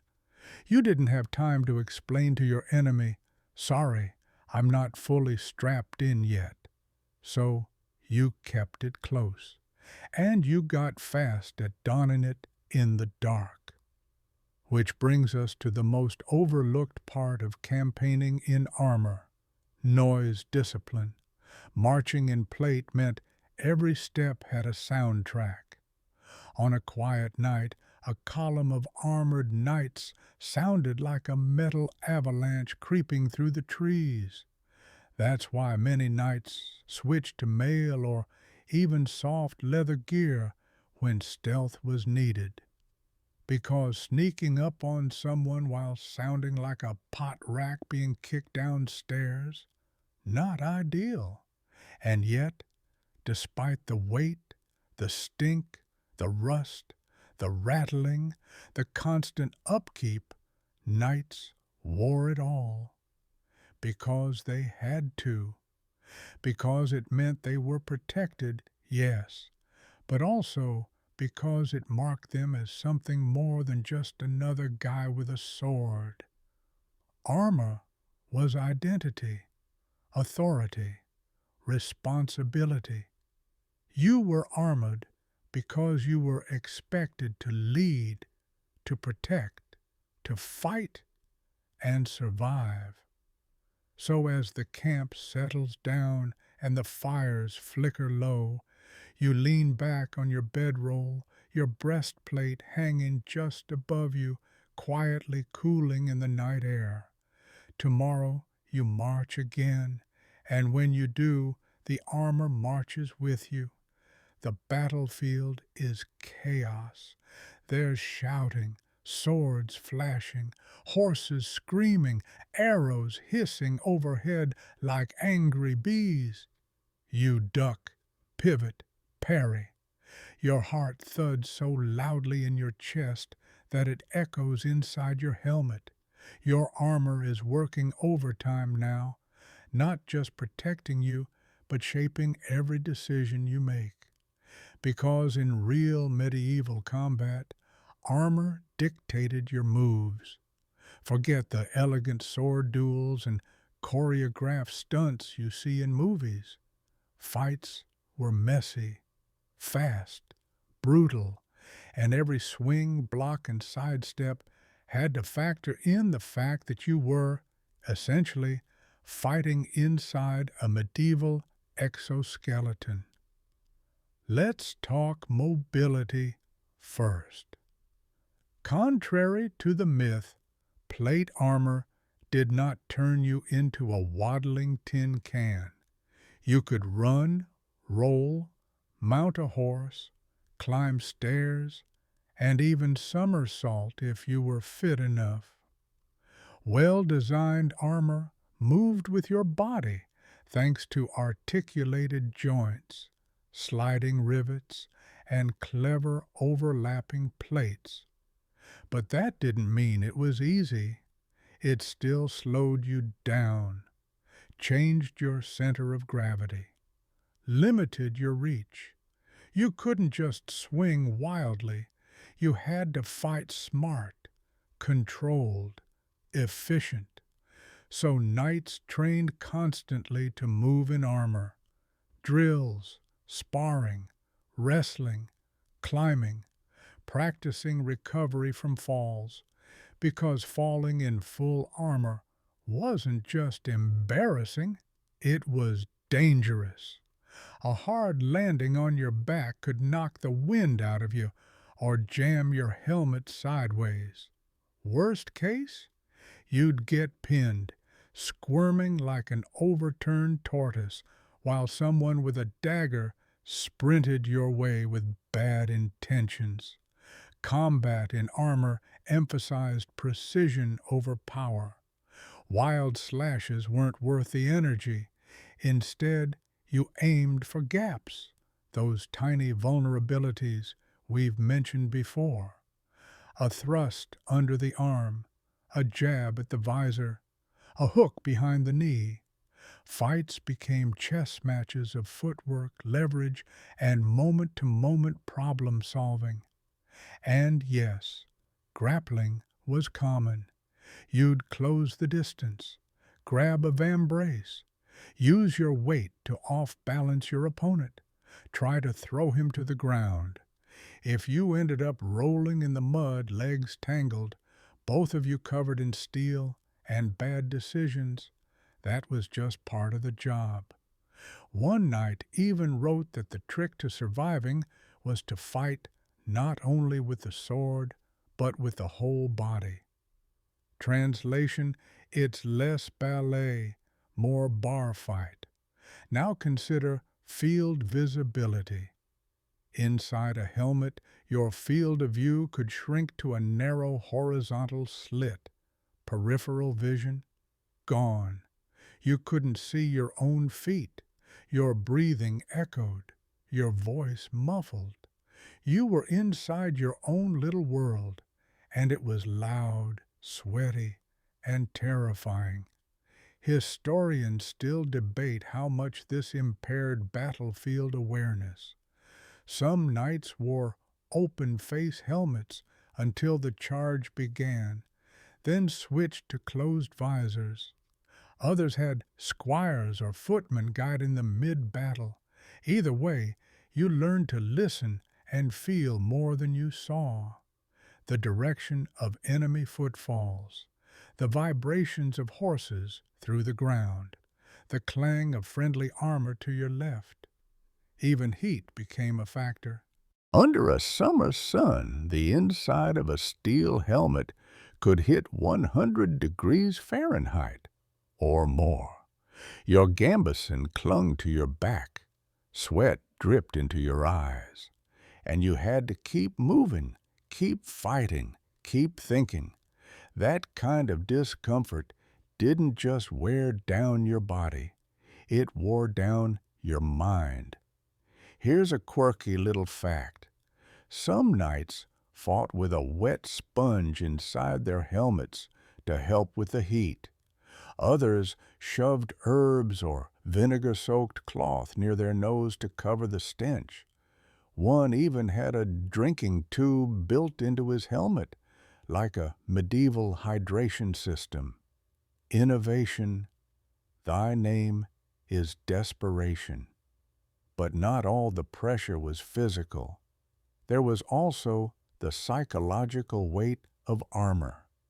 You were visibly marked as a target, gleaming, high-ranking, dangerous.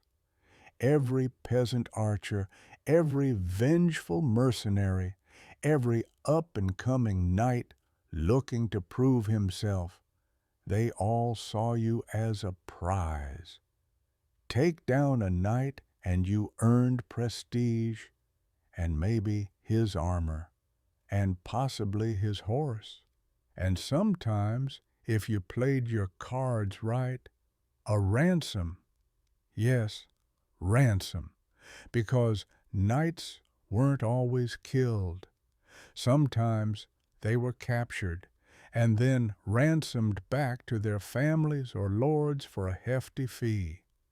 Armor made you valuable and expensive. So occasionally, a well-placed surrender could keep you alive to fight another day and make someone else very, very rich. This added another wrinkle to combat.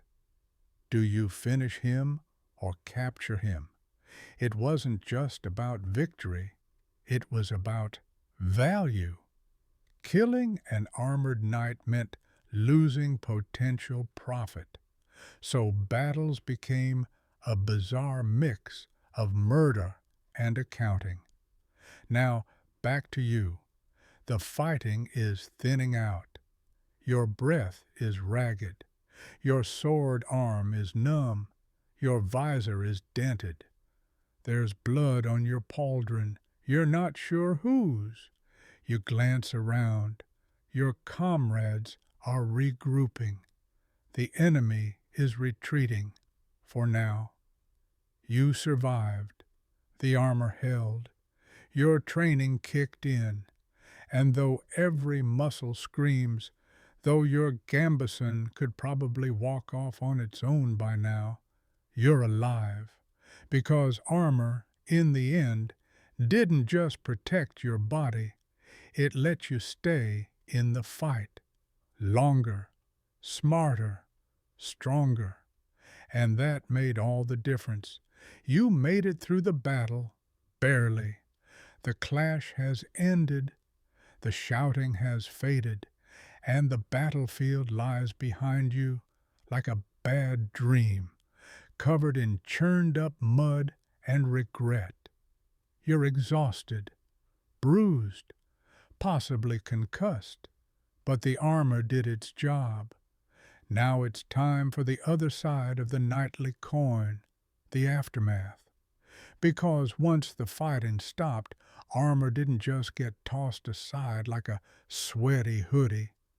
Oh no, it had to be unbuckled, unstrapped, unlaced, wiped down, cleaned, repaired, stored, guarded, and sometimes buried with you. Let's start with the practical. Getting it off. You don't just peel off a suit of plate armor like a banana. It's a full reverse process, often requiring two people and lots of tugging. If you're lucky, your squire is still alive, sober, and nearby with the patience of a saint. If you're less lucky, a stranger with a dagger is already working the straps on your leg armor, and not for your benefit.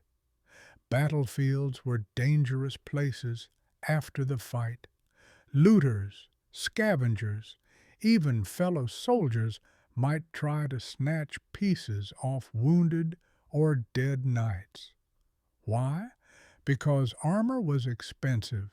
A single high-quality breastplate could be worth months of wages or more. Entire squads were known to pick through corpses looking for usable gear. And if you were captured, your armor often became collateral. You'd be stripped of it, then ransomed back to your family. The captors might keep your suit as a trophy, or use it to equip one of their own. Either way, it was gone, unless someone paid up. Now let's say you survived. You're back at camp. Your squire helps remove the gauntlets, helmet, cuirass. Each piece comes off with a sticky sound and a little groan from your joints. You're sore in places you didn't know could get sore. Your arming doublet is soaked through. Your socks. Let's not even talk about the socks. Here's the weird part. Many knights developed a kind of affection for their armor. It wasn't just a tool, it was their shell, their skin, their identity. Some even gave it names. Others had prayers or mottos etched inside the plates. One surviving 15th century gauntlet had a tiny inscription scratched inside the wrist. I endure. You can almost hear the knight muttering that to himself while deflecting poleaxe blows. Let's shift to storage. When not in use, armor wasn't just tossed in a pile, it was maintained and displayed. In castles, armor was hung neatly on wooden stands, oiled regularly to prevent rust. In campaigns, it was packed carefully in trunks or hung in tents. Each piece had its own care routine. Steel needed oil, leather needed conditioning, cloth components needed drying and brushing. Skipping even one step could turn your trusty armor into a heap of oxidized junk. Historians still argue about how often knights replaced their armor. Some believe they upgraded piece by piece over years. Others suggest entire suits were retired and remade as styles or needs changed. It's likely both happened, depending on wealth, availability, and whether or not you got a new sword through the lung recently. Now for a strange but beautiful custom, funerary armor. Sometimes, if a knight died in battle, or even just of old age, his armor was cleaned, polished, and mounted near his tomb or displayed in a church. These weren't always the same suits they wore into combat. Often they were ceremonial replicas designed to honor the dead while preserving the real gear for family or comrades. But occasionally the actual battle-worn pieces were kept, dented, blood-stained, imperfect, as if to say, this is what it costs. And sometimes armor was buried with the knight. Not often, it was too valuable, but in case of high honor or specific local traditions, a full suit might go into the grave. Archaeologists have found armor fragments in tombs, even centuries later, rusted, broken, but unmistakable. Here's a quirky one. In a few cases, knights requested to be buried, standing up in full armor. It's debated whether this was ever actually done or just a dramatic legend. But the idea is hard to shake. A steel guardian, standing watch even in death. And even when armor was passed on through inheritance, sale, or capture, it often carried legacies, heraldic symbols, battle scars, modifications, a replacement pauldron from a different battle, a scratch that only you remembered dodging. Because armor wasn't static, it evolved with the knight. It reflected his journey, literally and metaphorically. It told stories, and sometimes it even survived longer than the man inside. You sit in your tent, the last strap is unbuckled, your squire folds the gambeson over the saddle tree. You sip wine, cheap, warm, but welcome. Outside, the armor cools in the evening air, catching firelight with a soft glow. And though you're aching, bruised, and 80% sure your left foot is permanently asleep, you feel something strange, naked, because for all its weight and hassle, that armor, it was part of you. And now, without it, you feel exposed, light, too light. You'll rest, heal, polish the dents out, maybe carve a new inscription because you know the truth. Sooner or later, you'll wear it again. You're home, after months or maybe years. On the road, you finally return to your manor. The banners are raised, the horses are stabled, The squire is off trying to flirt with someone who definitely isn't interested. And your armor? It's back in its rightful place, hanging on a carved wooden stand in the great hall, polished to a glow. But now something strange begins to happen. The armor that once defined your days of battle and glory becomes fashion. Not immediately, of course, but give it time, because in peacetime, or for those too young or too old to fight, armor took on new life. It became status, ceremony, and sometimes just plain pageantry. Let's walk through your great hall. On the far wall, there's your old breastplate, dented in two spots, one from a poleaxe, one from falling off a horse in a marsh. No one needs to know that last part. Beside it, a newer suit, never worn in battle, but gorgeously engraved with your coat of arms, inlaid with gold leaf and delicate scroll work. This is parade armor. Armor made to impress, not to protect. Heavy on the visuals, light on practicality. Think of it as medieval designer couture, tailored to perfection, dripping with symbolism, and about as useful in real combat as a sequined blazer. Some of these suits were absolute masterpieces, intricate etchings, gilded accents, engraved religious texts, feathered crests so tall you had to duck going through doorways. There's one surviving German suit with a fully embossed lion's face on the chest. Intimidating? Yes. Useful? Absolutely not.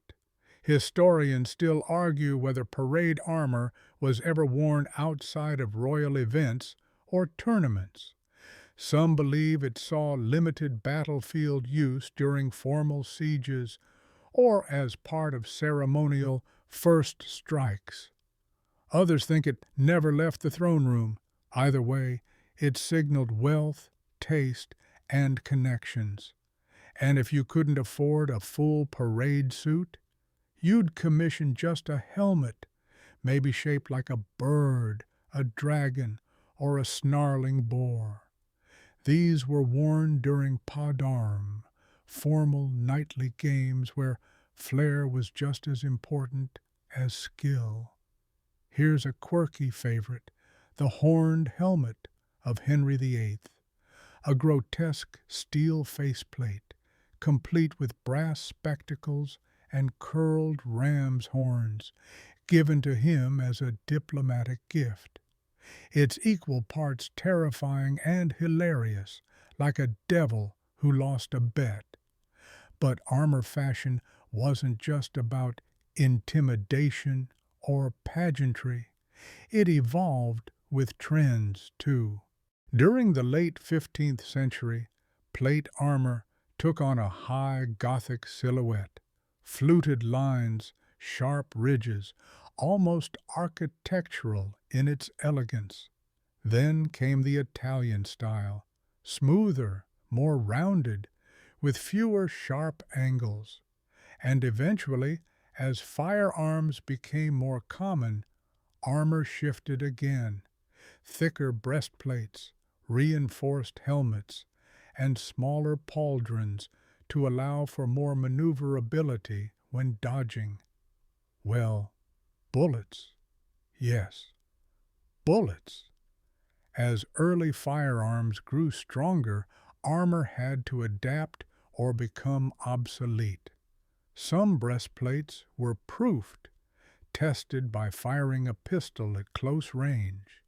If the bullet didn't pierce, the dented spot was sometimes left visible as a brag, a little steel badge of honor.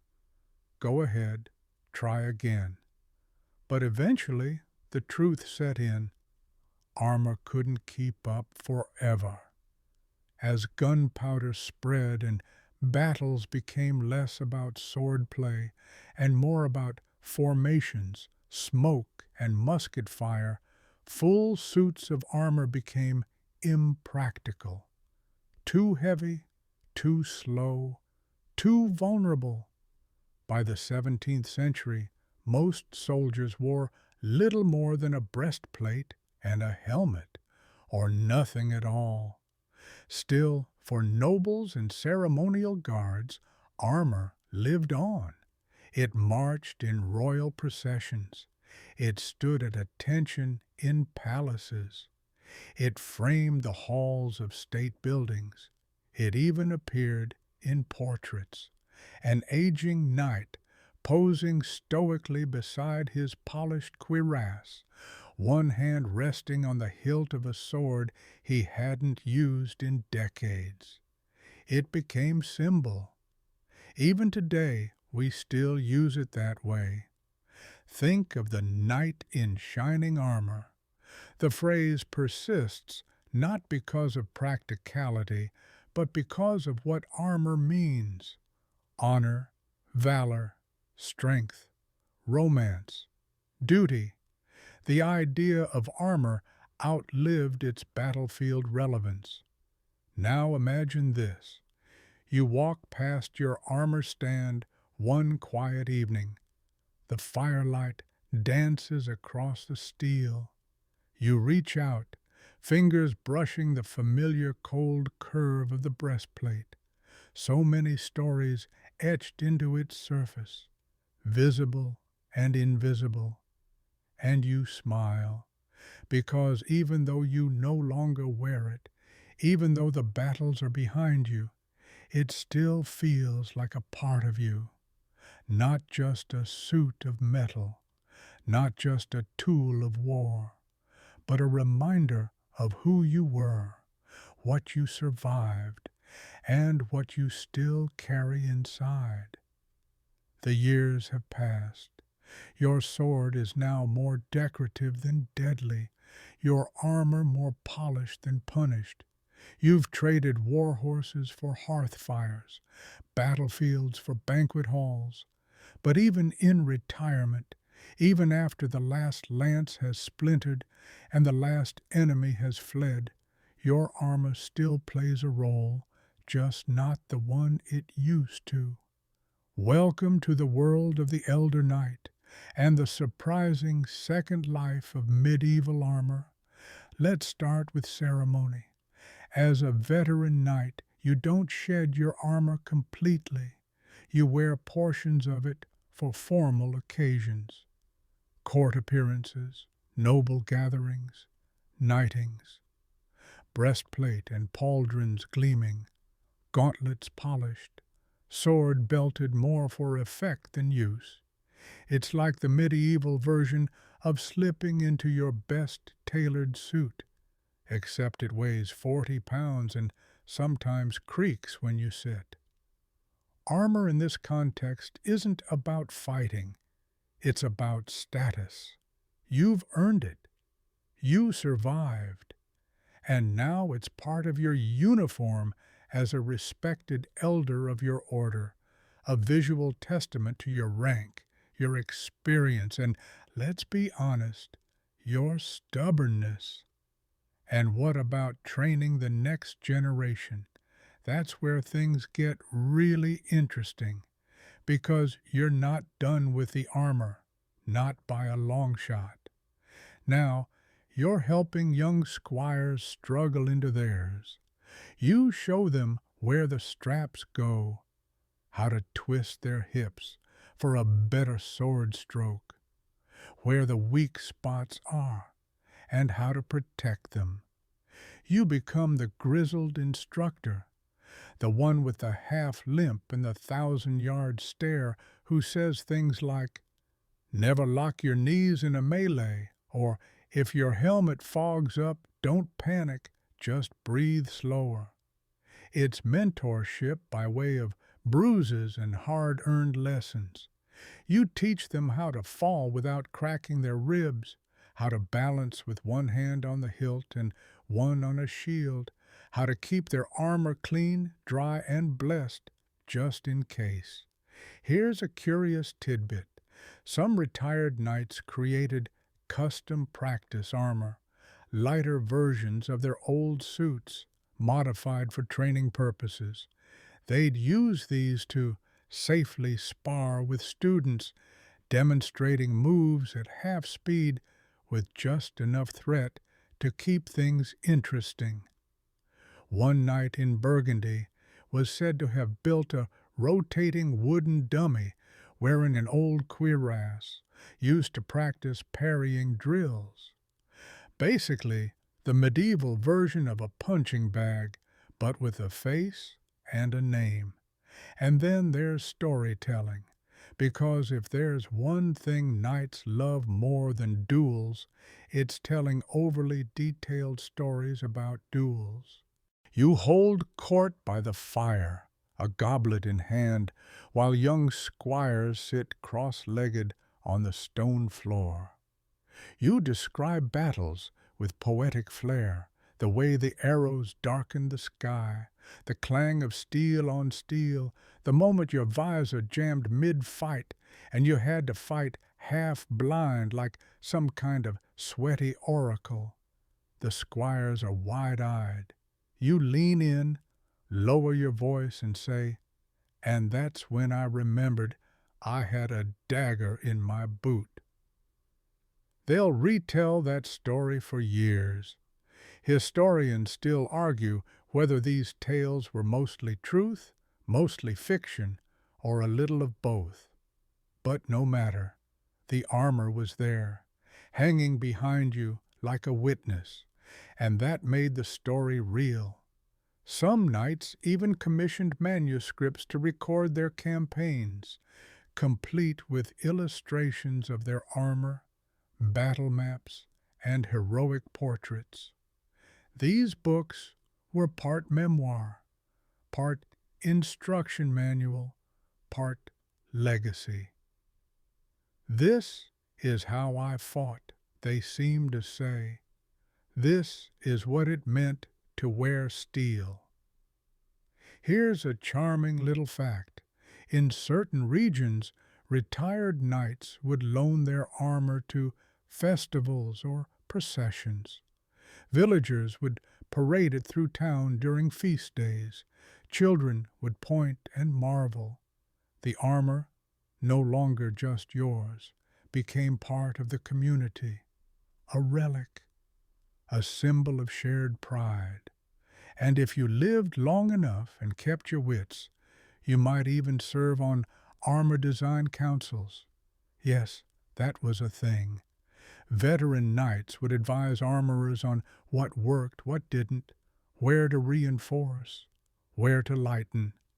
Their insights shaped the next generation of armor tech, because sometimes real experience trumped artistic theory. One famous case, a knight who insisted on adding extra articulation to elbow joints, claiming it saved him from a dislocated arm during a particularly nasty grapple. The design was adopted widely soon after. You may not charge into battle anymore, but your armor's legacy, your legacy, continues. In the way the next squire tightens his straps, in the curve of the next breastplate, in the stories whispered at the edge of the training yard where your name still echoes.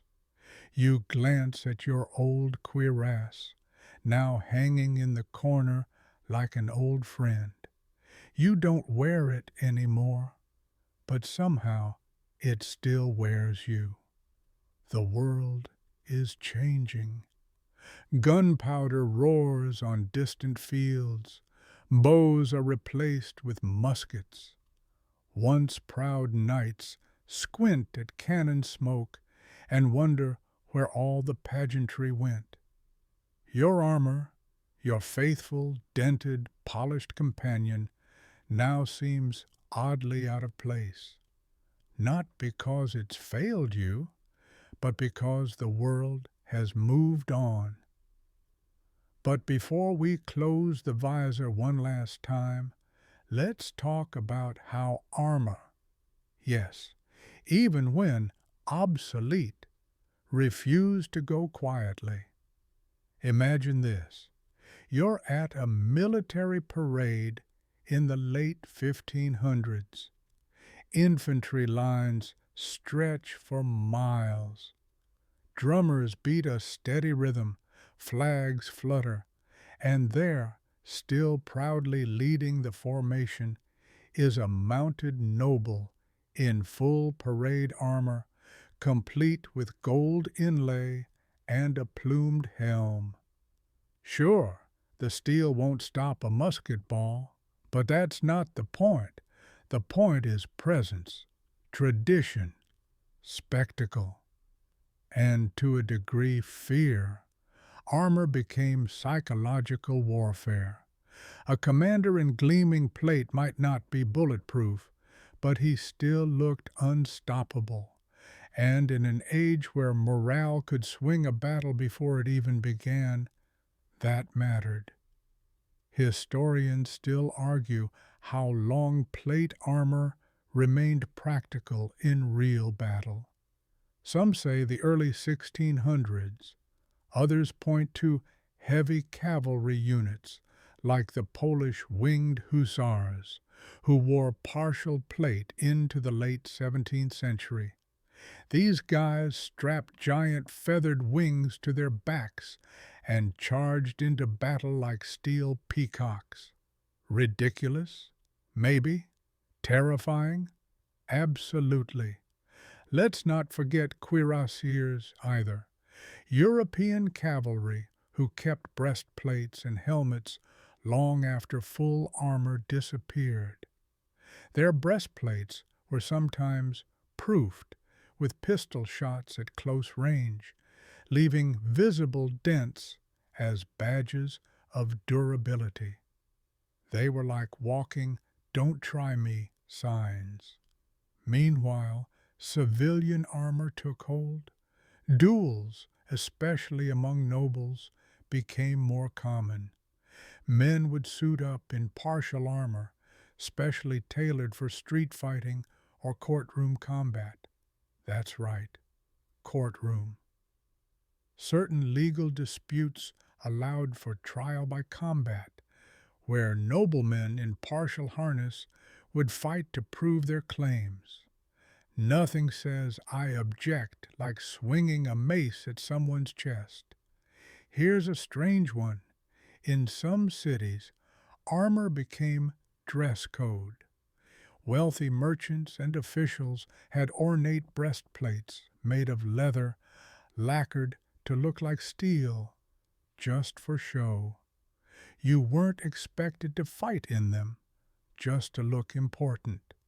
Kind of like a bulletproof vest made of velvet.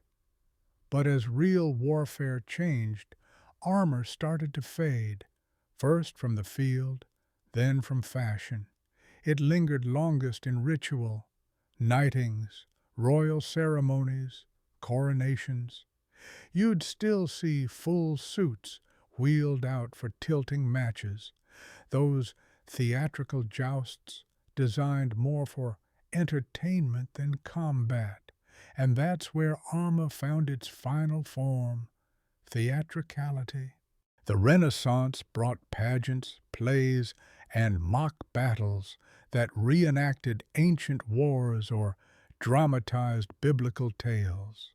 Knights in glittering armor would ride in front of crowds, lances lowered, banners high, not to fight, but to perform. Armor became costume, a symbol, a prop in the grand play of history. Even royalty embraced this. Monarchs commissioned ceremonial suits that were never meant to see battle. King Henry VIII had at least 16 suits of armor, including one made to accommodate his, let's say, generous waistline. Each suit told a story, not just of strength, but of identity. You might ask, what happened to all those suits? Some were melted down, recycled for guns and tools. Others ended up in museums where they became objects of fascination. People stared through glass at the curved steel, imagining the bodies that once filled them. Children pressed their noses to the case, picturing themselves as knights. Tourists whispered, "Can you imagine wearing that?" And in this way, armor survived, not as protection, but as myth. Today, we still speak of putting on your armor, not literally but metaphorically, as preparation, as bravery, as the mental steel you wear into meetings, interviews, awkward dinners. We say someone's armored against the world. We still picture knights riding in to save the day. Armor, long after it lost its battlefield edge, kept its cultural sharpness. It shows up in movies, books, mascots, wedding themes, even toothpaste ads. Because nothing says clean teeth like a man in 15th century steel threatening plaque with a broadsword. And through all this, your armor, still waits. Maybe it hangs in a museum. Maybe it was passed down piece by piece to a descendant who tells bedtime stories about the time you fought off 3 mercenaries with a broken lance and a horseshoe. Maybe it's long gone, rusted back into the earth, but its idea remains, because in every image of a knight on a white horse, in every story of honor and sacrifice, in every whispered "once upon a time," there is a glint of steel.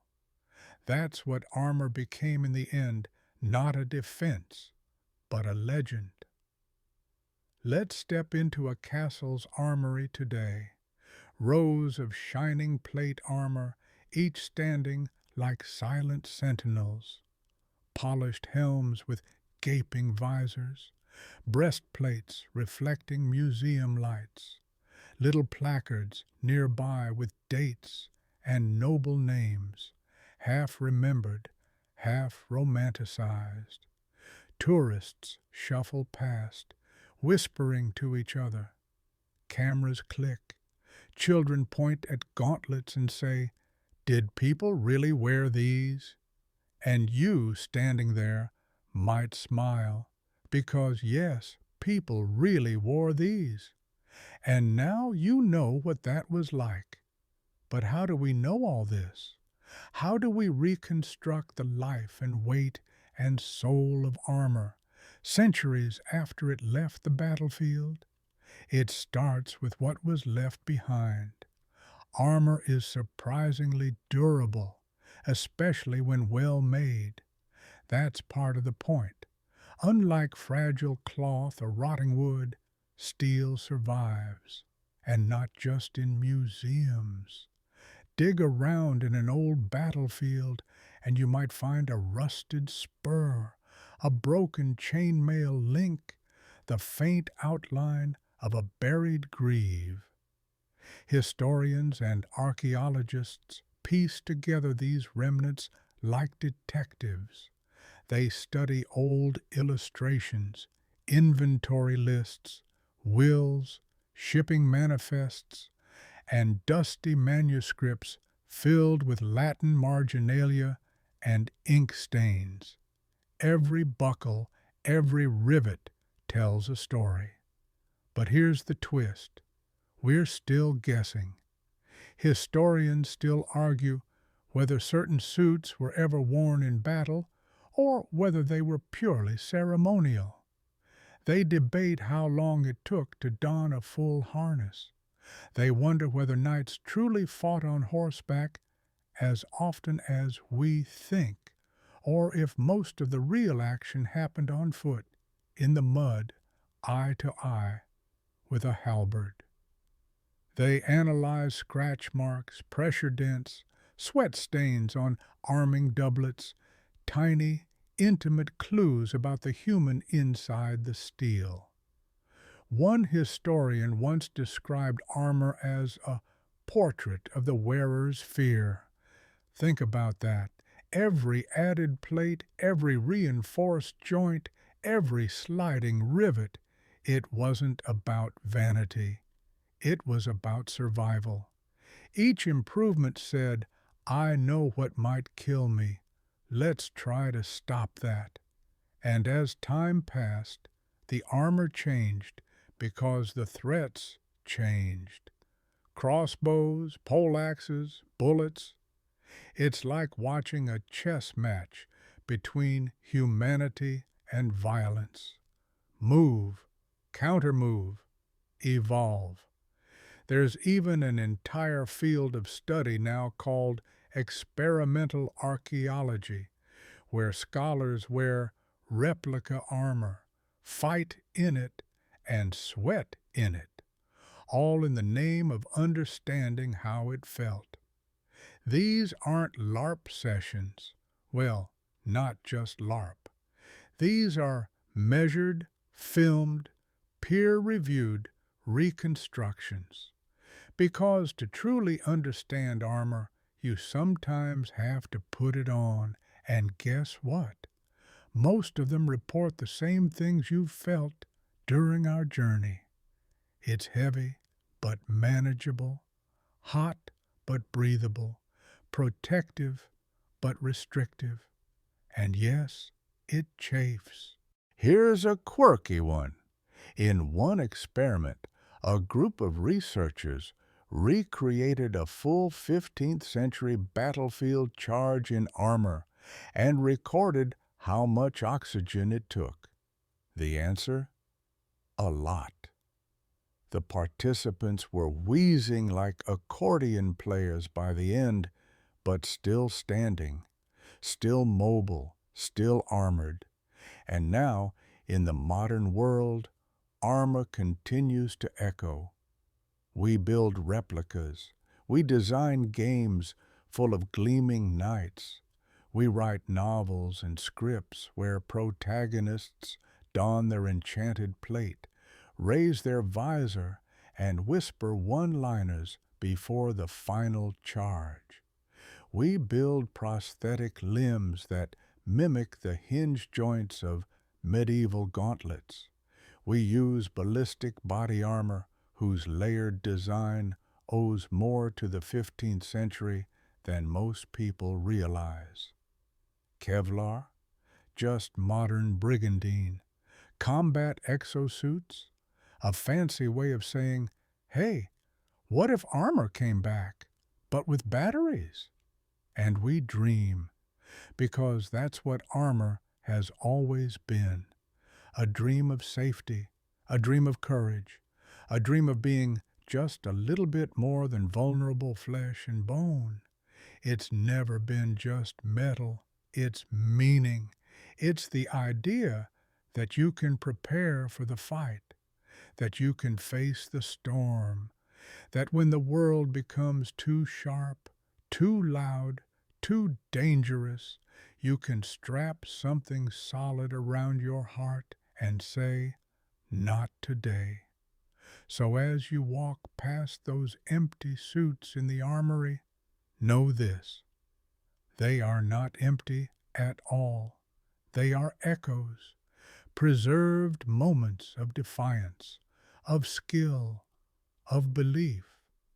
And maybe, just maybe, they're still waiting for someone to pick them up again.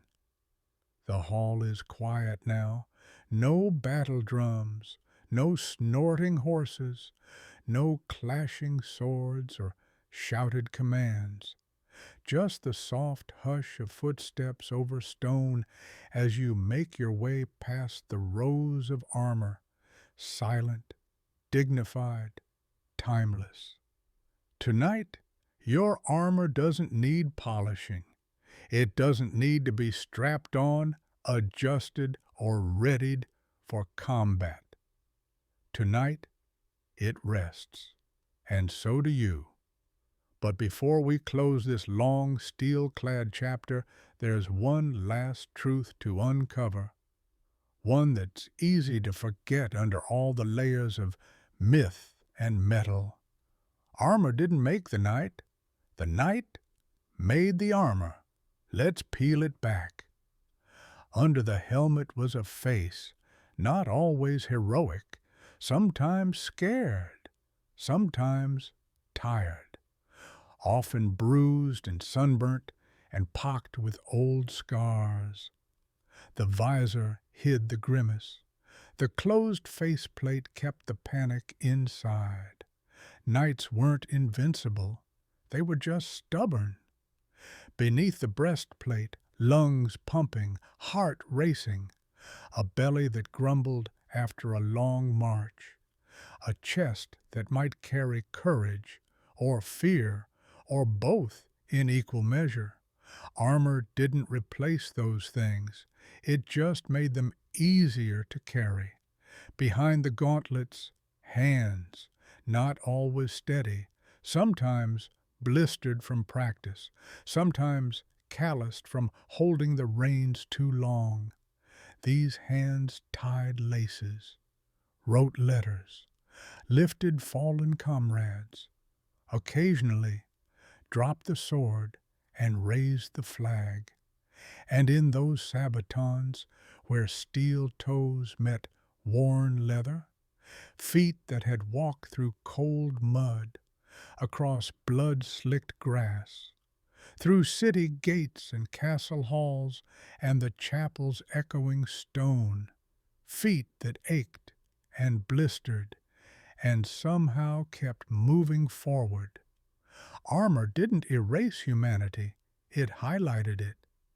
That's what we've been exploring this whole time, not just metallurgy and tactics and fashion, but the beautiful contradiction of armor itself, something rigid, built to protect someone soft.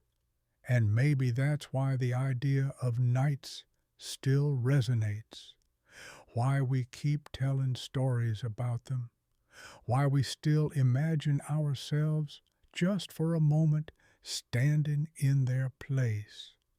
Because armor doesn't just say, I'm strong, it says, I know the world can hurt me, and I'm going anyway. Historians still argue whether knights truly lived by codes of chivalry or whether that was a later romantic gloss. But here's the thing, they believed in it enough to write it down, enough to paint it onto shields, enough to teach it to their sons, enough to strive for it, even if they often failed. Armor, in the end, wasn't just about defense. It was about aspiration, a declaration, a promise. So now, as we dim the torchlight and let the embers settle in the brazier, we return to where we began, a suit of armor, still, empty, watching. And maybe you see something new in it now, not just the history, but the person inside, not perfect, not invincible, but real, just like you.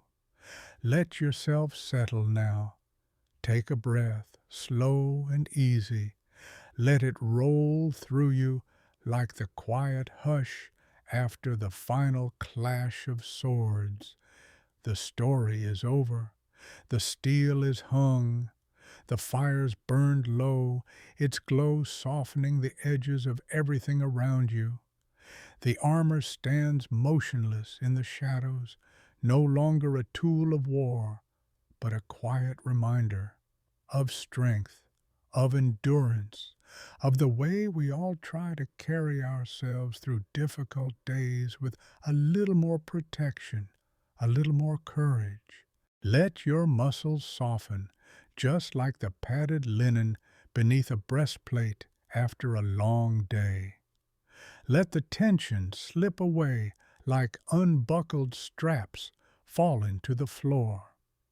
You've worn your own kind of armor today, maybe not forged in fire, but still heavy in its own way. Now, let it go. You are safe here.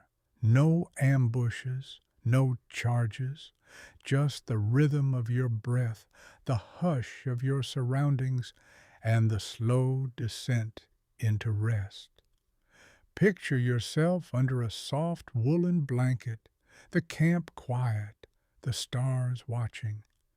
Maybe you're still in a distant time, or maybe you're back home, but the peace is the same, earned, welcomed. Let your thoughts dim like the torchlight.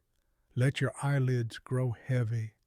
And when you dream, dream in steel.